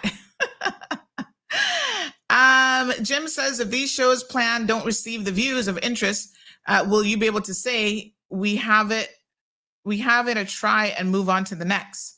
If these shows planned don't. Well, listen, Jim, don't start off with negativity now. Hello, honey child. We know our audience. So there's a difference between just throwing something out there and saying, let's see if this sticks on the wall. We know our audience. And the thing with it, Jim, is not everyone is going to love every single show. Like some of you would never look at a cooking show. It is what it is, right? Some of you'd rather see people eating. So if you want to give it a try, listen, nothing beats a failure but a trial. That's what we say here in Cayman. You've got to try it. However, this is what I tell my content creators. Rome was not created in a day. So you can't get your own show and try it for a week or even a month and think, well, I don't have 10,000 views a day like Sandy, so therefore it's a failure. Honey child, everybody has to start out somewhere. Even when we started out back in 2019 with our podcast, remember? I almost got thrown in jail for a podcast until we got to the Court of Appeal. So you got to take your time. There's a method, and there's a way to grow your audience, and all of that is done. And you have to plan it, and there are things that you can do, and so on and so forth. So yes, I mean, you have to be realistic, of course, but I think that there's a lot of opportunity right here on this island for content creators from all walks of life. So just reach out to me and pitch your idea to me, because I'm normally a good judge of whether or not our community is going to be into that kind of content or not. And you would be surprised at what people get into. We want the churches. If you are a church and you've got religious content on Sundays, we're looking for a Sunday lineup. Please, by all means, reach out to me. We could have 4 or 5 different churches providing that content for our listeners, mental health and wellness. We're going to reach out to some of the NPOs and encourage them to be on a platform as well. So Island 2025 says, will this be Facebook, YouTube, or an actual, all of it? Good question, Isle 2025. So they're going to be here like how you see me.